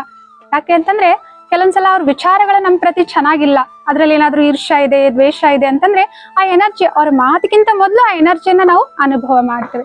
ಸೊ ಆದ್ರಿಂದ ಒಳಗಡೆ ಒಂದು ಹೊರಗಡೆ ಒಂದು ಬೇಡ. ಯಾವುದೇ ಸಂಬಂಧ ಚೆನ್ನಾಗಿರ್ಬೇಕು ಅಂತಂದ್ರೆ ಮೊದಲು ನಿಮ್ಮ ವಿಚಾರಗಳ ಕಡೆಗೆ ಗಮನ ಕೊಡಿ. ಯಾವುದೇ ವ್ಯಕ್ತಿಯ ಬಗ್ಗೆ ಎಲ್ಲಾ ಸಮಯದಲ್ಲಿ ನಾವು ಸರಿಯಾದ ವಿಚಾರವನ್ನೇ ಮಾಡ್ತಾ ಇದೀವಿ ಅಂತಂದ್ರೆ ಸದಾ ಅವರ ಪ್ರತಿಯಾಗಿ ಒಂದು ಗೌರವದ ಭಾವನೆ, ಶಕ್ತಿ ಹೊರಹೊಮ್ತಾ ಇರುತ್ತೆ. ಇದರಿಂದ ಏನಾಗುತ್ತೆ, ಆ ವ್ಯಕ್ತಿಗಳು ಕೂಡ ನಮ್ಮ ಜೊತೆ ಚೆನ್ನಾಗಿರ್ತಾರೆ. ಅಂತಂದ್ರೆ ಮೊದಲನೇದಾಗಿ ಆಕ್ಸೆಪ್ಟ್ ಮಾಡಿ, ಎರಡನೇದಾಗಿ ಸರಿಯಾದ ವಿಚಾರವನ್ನೇ ಆ ವ್ಯಕ್ತಿಗಳ ಪ್ರತಿ ಮಾಡಿ, ಮೂರನೇದಾಗಿ ಗೌರವ ಕೊಡಿ, ಹೃದಯದಿಂದ ಗೌರವ ಕೊಡಿ. ಗೌರವ ಕೊಡೋದಕ್ಕೆ ಭೇದ ಭಾವ, ಪೊಸಿಷನ್, ರೂಪ ಅಥವಾ ಬಣ್ಣ ಅಥವಾ ಸೊ ಇದೆಲ್ಲವನ್ನ ನೋಡ್ಬೇಡಿ. ಇದೆಲ್ಲ ಬಾಹ್ಯ ಸಮಯದನುಸಾರ ಪರಿವರ್ತನೆ ಆಗುವಂತದ್ದಾಗಿದೆ. ಪ್ರೀತಿಯಲ್ಲಿ ಯಾವುದೇ ಇತಿಮಿತಿಗಳಿಲ್ಲ. ಅದಕ್ಕೆ ಯಾವುದೇ ಧರ್ಮ, ಭಾಷೆ, ಪ್ರಾಂತ್ಯ ಅಥವಾ ಕುಲ, ಇದ್ಯಾವುದು ಕೆಳಮಟ್ಟ ಅಥವಾ ಮೇಲ್ಮಟ್ಟ, ಇದು ಯಾವುದರ ಭೇದ ಭಾವ ಗೊತ್ತಿಲ್ಲ. ಅದೊಂದು ಪರಿಶುದ್ಧವಾದ ಭಾವನೆ ಆಗಿದೆ. ನೀವೆಲ್ಲರೊಂದಿಗೂ ಕೂಡ ನಿಮ್ಮ ಈ ಪ್ರೀತಿಯನ್ನ ಹಂಚ್ಕೊಳ್ಬಹುದು. ಮನುಷ್ಯರೊಂದಿಗೆ, ಪ್ರಾಣಿ, ಪಕ್ಷಿ, ಪ್ರಕೃತಿ ಎಲ್ಲದಕ್ಕಿಂತ ಮೇಲೆ ಆ ಭಗವಂತನನ್ನ ನೀವು ಪ್ರೀತಿಸಬಹುದು. ಸೊ ಈ ಪ್ರೀತಿ ಒಂದು ಅದ್ಭುತವಾದ ಅನುಭವ, ಶಕ್ತಿಯಾಗಿದೆ. ಇದಕ್ಕೆ ಯಾವುದೇ ಇತಿಮಿತಿಗಳು ಇಲ್ಲ. ಸೊ ಸರಿಯಾದನ್ನೇ ಯೋಚನೆ ಮಾಡಿ, ಎಲ್ಲದ್ರ ಪ್ರತಿ ಎಲ್ರಿಗೂ ಕೂಡ ಗೌರವನ್ನ ಕೊಡಿ, ಎಲ್ರಿಗೂ ಕೂಡ ಅವರ ಇಷ್ಟ ಕಷ್ಟಗಳಿಗೆ ಸ್ವತಂತ್ರತೆಯನ್ನ ನೀಡಿ. ಯಾವುದನ್ನು ಕೂಡ ಈ ರೀತಿ ಇರ್ಬೇಕು, ನನ್ನ ಇಷ್ಟದಂತೆ ಎಲ್ಲರೂ ನಡ್ಕೊಳ್ಬೇಕು, ಯಾಕೆಂದ್ರೆ ನಾನು ಅವ್ರನ್ನ ತುಂಬಾ ಪ್ರೀತಿಸ್ತೀನಲ್ಲ ಅಂತ ಹೇಳ್ಬಿಟ್ಟು ಬಂಧನ ಮಾಡಬೇಡಿ. ಎಲ್ರಿಗೂ ಕೂಡ ಸಂಸ್ಕಾರಗಳು ಬೇರೆ ಬೇರೆ ಆಗಿದೆ. ಇಲ್ಲಿ ಎಲ್ಲರೂ ಕೂಡ ಎಲ್ಲರ ದೃಷ್ಟಿಕೋನನೂ ಸರಿಯಾಗಿದೆ. ನನ್ಗೆ ಈ ವೈಟ್ ಬಟ್ಟೆ ಇಷ್ಟ ಅಂತಂದ್ರೆ ಮುಂದೆ ಇರೋ ವ್ಯಕ್ತಿಗೂ ಕೂಡ ಇದೇ ಬಣ್ಣ ಇಷ್ಟ ಆಗ್ಬೇಕಂತಲ್ಲ. ಅವರಿಗೆ ಪಿಂಕ್ ಕಲರ್ ಅಥವಾ ಯಾವುದೋ ಬೇರೆ ಬಣ್ಣ ಇಷ್ಟ ಆಗ್ಬೋದು. ಅವರ ಆಯ್ಕೆ ಬೇರೆ ಆಗಿದೆ, ಆದ್ರೆ ಅವರೇ ತಪ್ಪಲ್ಲ. ಸೊ ಆದ್ರಿಂದ ಎಲ್ಲರ ದೃಷ್ಟಿಕೋನಕ್ಕೂ ಬೆಲೆ ಕೊಡಿ. ಎಲ್ಲರ ಇಷ್ಟಗಳನ್ನು ಕೂಡ ಅವರು ಬೇರೆ ಆಗಿದೆ, ಅವರ ಅಭಿಪ್ರಾಯ ಬೇರೆ ಆಗಿದೆ, ಅವರ ಇಷ್ಟಗಳೇ ಬೇರೆ ಆಗಿದೆ. ಇದನ್ನ ನಾವು ಅರ್ಥ ಮಾಡ್ಕೊಂಡ್ವಿ ಅಂತಂದ್ರೆ ನಾವು ಭಿನ್ನವಾಗಿದ್ರು ಕೂಡ ಆ ಸಂಬಂಧದಲ್ಲಿ ನಾವು ಹೊಂದಾಣಿಕೆಯಾಗಿ ಇರ್ಬೋದಾಗಿದೆ. ಸೊ ಮತ್ತೆ ಪ್ರೀತಿಯನ್ನ ಕೊಡುವಂತದ್ದಾಗಿದೆ, ಪ್ರೀತಿ ಬೇಡುವಂತದ್ದಲ್ಲ. ಗೌರವ ಆಗ್ಬೋದು, ಪ್ರೀತಿ ಆಗ್ಬೋದು, ಇದನ್ನ ಬೇಡಿ ಪಡೆಯುವಂತದ್ದಲ್ಲ. ನೋಡಿ, ಯಾವುದೇ ವ್ಯಕ್ತಿ ಈಗ ತಂದೆ ತಾಯಿ ಮಕ್ಕಳನ್ನ ಬಯಸ್ತಾರೆ ಅಂತಂದ್ರೆ ತಮ್ಮ ಪ್ರೀತಿ ವಾತ್ಸಲ್ಯವನ್ನ ಮಗುವಿನೊಂದಿಗೆ ಹಂಚ್ಬೇಕು, ಮಗುವಿಗೆ ನೀಡ್ಬೇಕಂತಾನೆ ಅವ್ರ ಮಕ್ಕಳನ್ನ ಬಯಸ್ತಾರೆ. ಅಥವಾ ಯಾವುದೇ ವ್ಯಕ್ತಿ ಇನ್ನೊಬ್ಬರ ಹತ್ರ ಹೋಗ್ಬಿಟ್ಟು ಏನ್ ಹೇಳ್ತಾರೆ, ನಾನ್ ನಿಮ್ಮನ್ನ ಪ್ರೀತಿಸ್ತಾ ಇದ್ದೀನಿ ಅಂತಾನೆ ಹೇಳ್ತಾರೆ. ನನ್ಗೆ ನಿಮ್ಮ ಪ್ರೀತಿ ಬೇಕಾಗಿದೆ, ನನ್ನ ಜೊತೆ ಸಂಬಂಧ ಜೋಡಿಸ್ತೀರಾ ಅಂತ ಕೇಳಲ್ಲ. ನಾನ್ ನಿಮ್ಮನ್ನ ತುಂಬಾ ಪ್ರೀತಿಸ್ತೀನಿ, ನನ್ನ ಜೊತೆ ಈ ಸಂಬಂಧವನ್ನ ಜೋಡಿಸ್ತೀರಾ ಅಂತ ಕೇಳ್ತಾರೆ. ಸೊ ಪ್ರೀತಿ ಅನ್ನೋದು ಯಾವಾಗ್ಲೂ ಕೂಡ ಕೊಡುವಂತದ್ದಾಗಿದೆ, ಇದು ಬೇಡುವಂತದ್ದಲ್ಲ. ನಾವು ಎಷ್ಟು ಪ್ರೀತಿಯನ್ನ ಕೊಡ್ತೇವೆ ಅಷ್ಟು ಸ್ವಾಭಾವಿಕವಾಗಿ ಈ ಪ್ರಕೃತಿಯ ನಿಯಮ ಆಗಿದೆ, ಅದನ್ನೇ ನಾವು ಪಡಿತೇವೆ. ಸೊ ಕೆಲವೊಂದ್ಸಲ ಮಾತಿನಲ್ಲಿ ಮಾತಾಡ್ತಾರಲ್ವಾ, ನಿನ್ಗೋಸ್ಕರ ನಾನು ಇಷ್ಟೊಂದೆಲ್ಲ ಮಾಡಿದೆ, ಈ ಸಂಬಂಧದಿಂದ ನನಗೆ ಏನ್ ಸಿಕ್ಕಿದೆ, ಸೊ ನಾನು ಯಾವಾಗ ನಿನ್ಗೋಸ್ಕರ ಅಲ್ಲಿ ಹೋದೆ, ನಾನು ನಿನ್ಗೋಸ್ಕರ ಈ ಕೆಲಸ ಮಾಡಿದೆ, ನಿನ್ಗೋಸ್ಕರ ಇಷ್ಟೊಂದೆಲ್ಲ ಸಹನೆ ಮಾಡಿದೆ, ನೀನೇನ್ ಮಾಡಿದೆ ನನ್ಗೋಸ್ಕರ ಅಂತ ಹೇಳ್ಬಿಟ್ಟು ಈ ರೀತಿ ಮಾತುಗಳನ್ನ ನಾವು ಕೇಳ್ತೀವಲ್ವಾ. ಸೊ ಈ ರೀತಿ ಮಾತುಗಳು ಎಲ್ಲಿ ಸೂಟ್ ಆಗ್ತವೆ, ಎಲ್ಲಿ ಸರಿ ಹೋಗ್ತವೆ? ಯಾರಾದ್ರೂ ಇಬ್ರು ಪಾರ್ಟ್ನರ್ಶಿಪ್ ಅಲ್ಲಿ ಯಾವ್ದಾದ್ರು ಒಂದು ವ್ಯಾಪಾರ ಮಾಡ್ತಾ ಇದ್ದಾರೆ ಅಂತಂದ್ರೆ ಅವಾಗ ನಾವು ಮಾತಾಡ್ಬೋದು. ನೋಡು, ನಾನು ಇಷ್ಟು ಸಮಯಕ್ಕೆ ಕೆಲ್ಸಕ್ಕೆ ಬರ್ತೇನೆ, ಇಷ್ಟೊಂದೆಲ್ಲ ಪರಿಶ್ರಮ ಪಡ್ತೇನೆ, ಇಷ್ಟಿಷ್ಟೆಲ್ಲ ನಾನು ಕೆಲಸಗಳನ್ನ ಮಾಡ್ತಾ ಇದ್ದೀನಿ, ದಿನನಿತ್ಯ ಕೆಲಸಗಳನ್ನ ಮಾಡ್ತೇನೆ, ನೀನೇನ್ ಮಾಡ್ದೆ ಅಂತ ಹೇಳ್ಬಿಟ್ಟು ಕೇಳ್ಬೋದು. ವ್ಯಾಪಾರದ ವಿಷಯದಲ್ಲಿ ಈ ರೀತಿಯ ಮಾತುಕತೆ ಓಕೆ, ಆದ್ರೆ ಸಂಬಂಧದ ವಿಷಯಗಳಲ್ಲಿ ಇದು ಕೊಡೋದು ತಗೊಳ್ಳುವಂತಹ ವ್ಯಾಪಾರ ಅಲ್ಲ. ಸಂಬಂಧದ ವಿಷಯದಲ್ಲಿ, ಪ್ರೀತಿಯ ವಿಷಯದಲ್ಲಿ ನಿರಂತರವಾಗಿ ನೀವು ಕೊಡ್ತಾ ಹೋಗಿ. ಕೊಡೋದು ಮಾತ್ರ ಪ್ರೀತಿಗೆ ಗೊತ್ತಿದೆ, ಪ್ರೀತಿ ಬೇಡುವಂತದ್ದಲ್ಲ. ನೀವೆಷ್ಟು ಕೊಡ್ತಾ ಹೋಗ್ತೀರಾ ಬೈ ಡಿಫಾಲ್ಟ್ ಆಗಿ ಅದನ್ನ ನ್ಯಾಚುರಲ್ ಆಗಿ ಸ್ವಾಭಾವಿಕವಾಗಿ ನೀವು ಅನುಭವ ಮಾಡ್ತೀರಾ. ಸೊ ಹೇಗೆ ಅಂತಂದ್ರೆ ನಾವ್ ಏನನ್ನ ಕೊಡ್ತೀವಲ್ವಾ ಮೊದಲು ನಾವೇ ಅದನ್ನ ಅನುಭವ ಮಾಡೋದು. ಯಾಕೆಂದ್ರೆ ನಮ್ಮಿಂದನೇ ಅದು ಪ್ರಕಂಪನಗಳ ರೂಪದಲ್ಲಿ ಶಕ್ತಿಯ ರೂಪದಲ್ಲಿ ಹೊರ ಹೋಗುತ್ತೆ. ನಾನು ಯಾರ ಜೊತೆ ಆದ್ರೂ ಮಧುರವಾಗಿ ಮಾತಾಡ್ತಾ ಇದ್ದೀನಿ, ಯಾರಿಗಾದ್ರೂ ಪ್ರೀತಿಯಿಂದ ಯಾರ ಜೊತೆ ಆದ್ರೂ ಪ್ರೀತಿಯೊಂದಿಗೆ ಮಾತಾಡ್ತಾ ಇದ್ದೀನಿ ಅಂತಂದ್ರೆ ಮೊದಲನೇ ವ್ಯಕ್ತಿ ಆ ಪ್ರೀತಿಯ ಕಂಪನಗಳನ್ನ ಅನುಭವ ಮಾಡೋದು ಯಾರು? ನಾನೇ ಆಗಿದ್ದೇನೆ. ನೋಡಿ, ಯಾರಿಗಾದ್ರೂ ಕಷ್ಟದಲ್ಲಿರೋರ್ಗೆ ನೀವು ಹೋಗ್ಬಿಟ್ಟು ಸಹಾಯ ಮಾಡಿದ್ರಿ ಅಥವಾ ಏನಾದ್ರೂ ಸಹಯೋಗ ನೀಡಿದ್ರಿ ಅಂತಂದ್ರೆ ಮೊದಲು ನಿಮ್ಗೆ ಖುಷಿ ಆಗುತ್ತೆ. ಆ ವ್ಯಕ್ತಿ ಖುಷಿ ಆಗೋಕ್ಕಿಂತ ಮೊದಲು ನಿಮ್ಗೆ ಖುಷಿ ಆಗುತ್ತೆ. ಆ ವ್ಯಕ್ತಿ ಖುಷಿಯಾಗಿ ಏನಾದ್ರೂ ಧನ್ಯವಾದ ಹೇಳಿದ್ರೆ ಎರಡನೇ ಸಲ ಖುಷಿ ಆಗುತ್ತೆ ನಿಮ್ಗೆ. ಸೊ ಆದ್ರಿಂದ ಪ್ರೀತಿಯಲ್ಲಿ ಕೊಡೋದಿದೆ ಹೊರತು ಬೇಡುವಂತದ್ದೇನು ಇಲ್ಲ ಇಲ್ಲಿ. ಪ್ರೀತಿ ಅನ್ನೋದು ವ್ಯಾಪಾರ ಅಲ್ಲ ಇಲ್ಲಿ. ಸೊ ಪ್ರೀತಿ ನಿರಂತರವಾಗಿ ನಮ್ಮಿಂದ ಹೊರ ಹೊಮ್ತಾ ಇರ್ಬೇಕು. ಪ್ರೀತಿಯಲ್ಲಿ ಭಾವನಾತ್ಮಕ ಗಾಯಗಳನ್ನ ವಾಸಿ ಮಾಡುವಂತಹ ಶಕ್ತಿ ಇದೆ. ಯಾರೇ ಭಾವನಾತ್ಮಕವಾಗಿ ಕುಗ್ಗ್ ಹೋಗಿದ್ದಾರೆ ಅಂತಂದ್ರೆ ಅವ್ರಿಗೆ ಪ್ರೀತಿಯನ್ನ ಮಾತಾಡಿ ಸಾಂತ್ವನ ಹೇಳಿದ್ರಿ ಅಂತಂದ್ರೆ ಅವರಲ್ಲಿ ಕೂಡ ಒಂದು ಹೊಸ ಉಮಂಗ ಉತ್ಸಾಹ ಬರುತ್ತೆ, ಅವರಲ್ಲಿ ಕೂಡ ಭರವಸೆಗಳು ತುಂಬುತ್ತವೆ. ಸೊ ಕೆಲವೊಂದ್ಸಲ ಏನಾಗುತ್ತೆ, ನಮ್ಮನ್ನ ತುಂಬಾ ಪ್ರೀತಿಸ್ತಾ ಇದ್ರು, ನಮ್ಗೆ ತುಂಬಾ ಸಹಯೋಗ ನೀಡ್ತಾ ಇದ್ರು, ನಮ್ಮನ್ನ ತುಂಬಾ ಚೆನ್ನಾಗಿ ನೋಡ್ಕೋತಾ ಇದ್ರು, ಯಾವುದಕ್ಕೂ ಕೂಡ ಕೊರತೆ ಆಗಿರ್ಲಿಲ್ಲ. ಆದ್ರೆ ಅಂತ ವ್ಯಕ್ತಿಗಳು ಅಚಾನಕ್ ಆಗಿ ಆಕಸ್ಮಿಕವಾಗಿ ಅವರಲ್ಲಿ ಯಾವುದೋ ಬದಲಾವಣೆ ಆಗುತ್ತೆ ಅಥವಾ ಅವ್ರು ನಮ್ಮಿಂದ ಶಾಶ್ವತವಾಗಿ ದೂರನೇ ಆಗ್ಬೋದು. ಸೊ ಅಂದ್ರೆ ಮೃತ್ಯು ಹೊಂದಿದ್ರು ಅನ್ಕೊಳ್ಳಿ ಯಾವುದೋ ಒಂದು ಅಹಿತಕರವಾದ ಘಟನೆಯಲ್ಲಿ. ಸೊ ಆ ಸಮಯದಲ್ಲಿ ಏನ್ ಹೇಳ್ತೀವಿ, ಕೆಲವೊಂದ್ಸಲ ನಾವು ಅವರನ್ನು ತುಂಬಾ ಪ್ರೀತಿಸ್ತಾ ಇದೀವಿ ಅಲ್ವಾ, ಅತಿಯಾದ ಪ್ರೀತಿ ನಮ್ಗೆ ಈ ದುಃಖದಿಂದ ಹೊರಗಡೆ ಬರ್ಲಿಕ್ಕೆ ಬಿಡ್ತಾ ಇಲ್ಲ ಅಂತ ಹೇಳ್ತೀವಿ.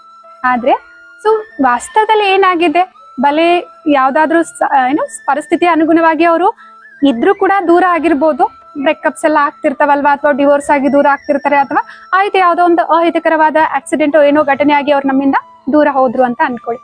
ಸೊ ಇವಾಗ ನಾವು ದುಃಖಿಯಾಗಿರೋದಲ್ಲ ಇಲ್ಲಿ. ಯಾರೇ ನಮ್ ಜೊತೆ ಇದ್ದು ಹೋದ್ರು ಕೂಡ ಅವ್ರಿಗೋಸ್ಕರ ಇವಾಗ್ಲೂ ಕೂಡ ನಾವು ಒಂದು ನಿರ್ಮಲವಾದ ಒಂದು ಶುದ್ಧವಾದ ಪ್ರೀತಿಯ ಕಂಪನಗಳನ್ನೇ ಹೊರಸೂಸ್ಬೇಕಾಗಿದೆ. ಸೊ ಅವ್ರ ಬಲೆ ನಮ್ಮಿಂದ ಅವ್ರು ದೂರ ಆಗಿ ಹೋದ್ರು, ಅವ್ರದ್ದು ಜರ್ನಿ ಮುಂದ್ಗಡೆ ಇದೆ.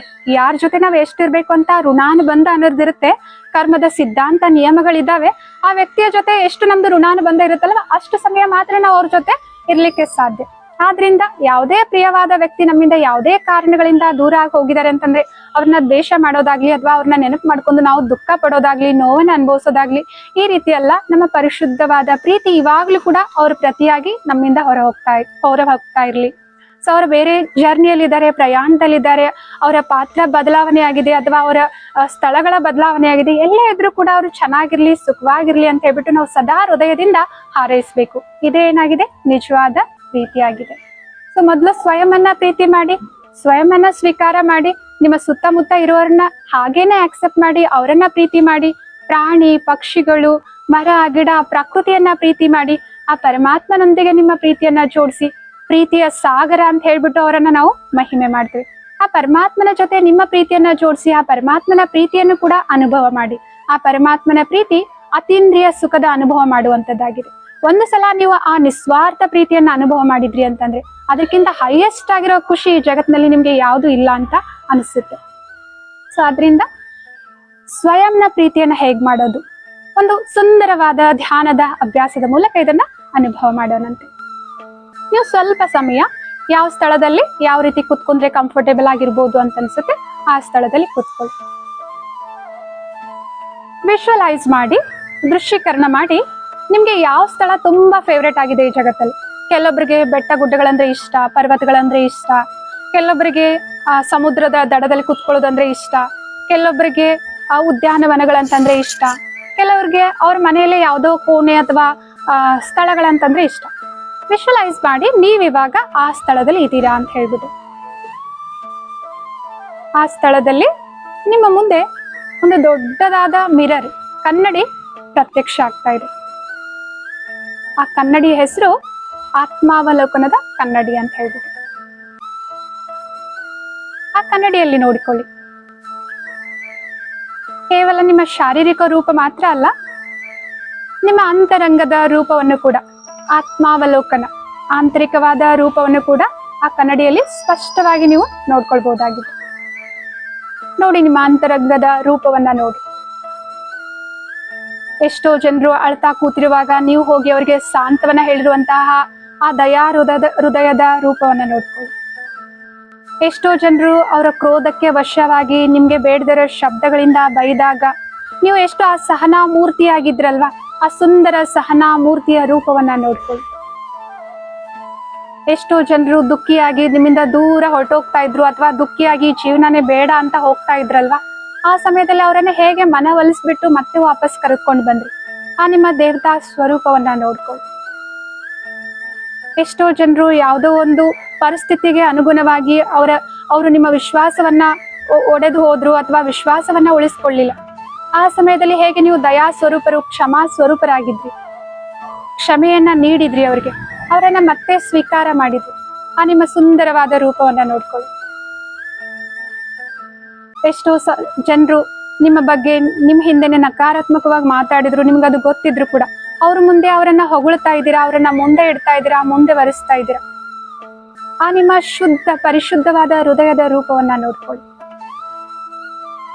ಸಹನಾ ಸ್ವರೂಪ ರೂಪವನ್ನ ನೋಡ್ಕೊಳ್ಳಿ. ಮುಂದುವರಿಸುವಂತಹ ಆ ತಾಯಿ ಸ್ವರೂಪದ ರೂಪವನ್ನ ನೋಡ್ಕೊಳ್ಳಿ. ಸ್ಪಷ್ಟವಾಗಿ ನೋಡಿ ನಿಮ್ಮ ಆಂತರಿಕ ಶುದ್ಧ ಪರಿಶುದ್ಧವಾದ ರೂಪವನ್ನ. ಈಗ ನಿಮ್ಮಲ್ಲಿರುವಂತಹ ನಿಮ್ ಬಗ್ಗೆ ನಿಮ್ಗೆ ಇರುವಂತಹ ಕೆಲವೊಂದು ಅಭಿಪ್ರಾಯಗಳಿದಾವೆ, ಅಥವಾ ಕೆಲವೊಬ್ರು ನಿಮ್ ಬಗ್ಗೆ ಕೆಲವೊಂದು ಅಭಿಪ್ರಾಯಗಳನ್ನ ಹೇಳಿದ್ದಾರೆ. ನೀವು ಈ ರೀತಿ ಇದ್ದೀರಾ, ಸೊ ನೀವು ಈ ಯಾವ ಕೆಲಸಕ್ಕೂ ಸರಿ ಇಲ್ಲ ಅಂತ ಹೇಳಿರ್ಬೋದು, ಅಥವಾ ನಿಮ್ ಕಡೆಯಿಂದ ಇದು ನೀಗೋದೇ ಇಲ್ಲ ಅಂತ ಹೇಳಿರ್ಬೋದು, ಅಥವಾ ನಿಮ್ಮಲ್ಲಿ ಈ ಗುಣನೇ ಇಲ್ಲ ಅಂತ ಹೇಳಿರ್ಬೋದು, ಅಥವಾ ನಿಮ್ ಬಗ್ಗೆ ನಿಮ್ಗೆ ಆ ರೀತಿಯ ಕಲ್ಪನೆಗಳು ಇರ್ಬೋದು. ನನ್ನ ಭಾಗ್ಯನೇ ಹೀಗಿದೆ, ನಂದು ಯಾವತ್ತಿದ್ರು ಜೀವನ ಹೀಗೆ, ಕೆಲವೊಂದು ನಕಾರಾತ್ಮಕವಾದ ಅಭಿಪ್ರಾಯಗಳು ನಿಮ್ ಬಗ್ಗೆ ನಿಮ್ಗೆ ಇರ್ಬೋದು. ಅವು ಕೆಲವೊಂದು ಅವಗುಣಗಳಾದ್ರೂ ಆಗಿರ್ಬೋದು, ಸಂಸ್ಕಾರಗಳಾದ್ರೂ ಆಗಿರ್ಬೋದು. ಅವುಗಳನ್ನ ನೆನಪು ಮಾಡ್ಕೊಳ್ಳಿ, ಸ್ಮರಣೆ ಮಾಡ್ಕೊಳ್ಳಿ.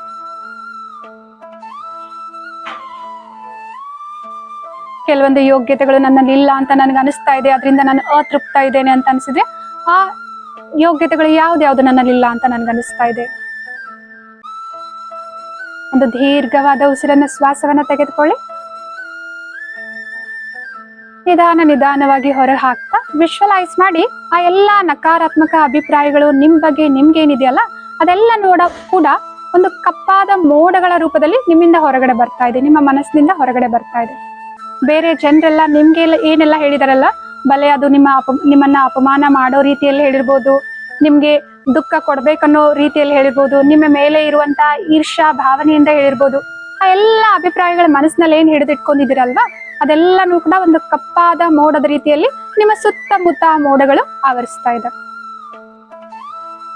ಈಗ ನಿಮ್ಗೆ ಇಷ್ಟ ಆಗಿರುವಂತಹ ಯಾವ್ದಾದ್ರು ನಿಮ್ಮ ಇಷ್ಟ ದೇವಿ ದೇವರನ್ನ, ಆ ಪರಮ ಶಕ್ತಿಯನ್ನ ಸ್ಮರಣೆ ಮಾಡ್ಕೊಳ್ಳಿ. ಆ ಆತ್ಮಾವಲೋಕನದ ಕನ್ನಡಿಯ ಮುಂದ್ಗಡೆ ಆ ಪರಮ ಶಕ್ತಿ ಇದೆ. ಇವಾಗ ಆ ಶಕ್ತಿಯಿಂದ ನಿಮ್ಮಲ್ಲಿ ಇಷ್ಟೊಂದು ಪ್ರೀತಿಯ ಶಕ್ತಿಯನ್ನ ತುಂಬಿಸ್ಕೊಳ್ಳಿ, ಆ ಗುಣವನ್ನ ತುಂಬಿಸ್ಕೊಳ್ಳಿ. ಭರ್ಪೂರ ಆಗ್ತಾ ಇದ್ದೀರಾ ನೀವು ಶಕ್ತಿಗಳಿಂದ, ಪ್ರೀತಿಯಿಂದ, ಸ್ನೇಹದಿಂದ, ಆ ಸ್ವೀಕಾರ ಮಾಡುವಂತಹ ಶಕ್ತಿಯಿಂದ. ಆ ಪರಮ ಶಕ್ತಿಯ ಕಂಪನಗಳು ನಿಮ್ಮಲ್ಲಿ ತುಂಬ್ತಾ ಇವೆ. ಮತ್ತೆ ನಿಮ್ಮ ಸುತ್ತಮುತ್ತ ಏನು ಕಪ್ಪಾದ ಮೋಡಗಳಿದಾವಲ್ಲ, ಇನ್ನೊಬ್ಬರ ಭಿನ್ನಾಭಿಪ್ರಾಯಗಳು, ಇನ್ನೊಬ್ರು ನಿಮ್ಮ ಬಗ್ಗೆ ಹೇಳಿರುವಂತಹ ನಕಾರಾತ್ಮಕ ಅನಿಸಿಕೆಗಳೇನಿದಾವೆ, ಅಥವಾ ನಿಮಗೆ ನಿಮ್ಮ ಬಗ್ಗೆ ಇರುವಂತಹ ನಕಾರಾತ್ಮಕ ಅನಿಸಿಕೆಗಳೇನಿದಾವಲ್ಲ, ಆ ಎಲ್ಲ ಮೋಡಗಳೇನಾಗ್ತಾ ಇದ್ರೆ ಆ ಪರಮ ಶಕ್ತಿಯ ಪ್ರಕಂಪನಗಳಿಂದ ಏನಾಗ್ತಾ ಇದಾವೆ, ಕರಗಿ ಹೋಗ್ತಾ ಇದಾವೆ. ನೋಡ್ತಾ ನೋಡ್ತಾ ಎಲ್ಲ ಮೋಡಗಳೇನಾಗ್ತಾ ಇದಾವೆ, ಕರಗಿ ಹೊರಟೋದ್ವು, ಮಾಯ ಆದ್ವು. ಆ ಪರಮ ಶಕ್ತಿಯ ಕಂಪನಗಳು ನಿಮ್ಮ ನಾಲ್ಕು ಕಡೆ ಒಂದು ರಕ್ಷಾ ಕವಚದ ತರ ಸುತ್ತುವರೆದಿದೆ. ಬಹಳ ಹಗೂರತೆಯ ಅನುಭವನ ಮಾಡ್ತಾ ಇದ್ದೀರಾ ನೀವು.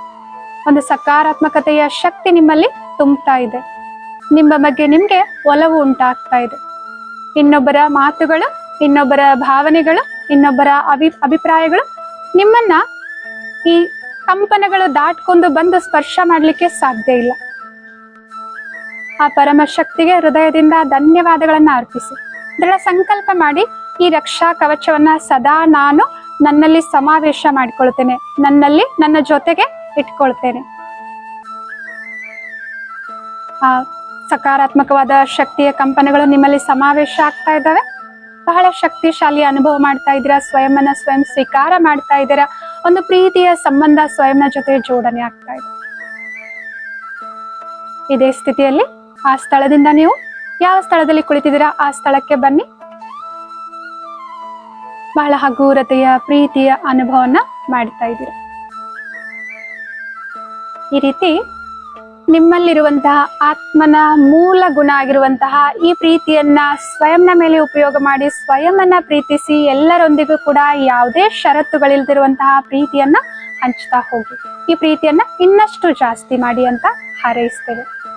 ಆತ್ಮೀಯ ಸಹೋದರ ಸಹೋದರಿಯರೇ, ಈ ವಿಷಯದ ಬಗ್ಗೆ ನಿಮ್ಗೆ ಏನಾದ್ರೂ ಸ್ಪಷ್ಟೀಕರಣ ಬೇಕಾದ್ರೆ ಅಥವಾ ಏನಾದ್ರೂ ಪ್ರಶ್ನೆಗಳಿದ್ರೆ ಈ ವಿಡಿಯೋದ ಕಮೆಂಟ್ ಸೆಕ್ಷನ್ ಅಲ್ಲಿ ನೀವು ನಮ್ಗೆ ಕೇಳಬಹುದಾಗಿದೆ. ಮತ್ತೆ ನೀವು ನಮ್ಮನ್ನ ನೇರವಾಗಿ ಸಂಪರ್ಕ ಮಾಡಬೇಕು ಅಂತಂದ್ರೆ ಈ ವಿಡಿಯೋದಲ್ಲಿ ತೋರಿಸಲಾಗಿರುವಂತಹ ಮೊಬೈಲ್ ಸಂಖ್ಯೆಗಳಿಗೆ ಕರೆ ಮಾಡಬಹುದಾಗಿದೆ. ನಮ್ಮ ರಾಜಯೋಗದ ಎಲ್ಲಾ ತರಬೇತಿಯ ಸಂಚಿಕೆಗಳು ಈ ಸಂವಿಧಾನ ಯೂಟ್ಯೂಬ್ ಚಾನೆಲ್ ನಲ್ಲಿ ಲಭ್ಯ ಇವೆ. ಮುಂದಿನ ಸಂಚಿಕೆಯಲ್ಲಿ ಮತ್ತೊಂದು ವಿಷಯದೊಂದಿಗೆ ನಾವೆಲ್ಲರೂ ಕೂಡ ಭೇಟಿಯಾಗೋಣ. ಅಲ್ಲಿಯವರೆಗೂ ತಮ್ಮೆಲ್ಲರಿಗೂ ನಮಸ್ತೆ. ಓಂ ಶಾಂತಿ.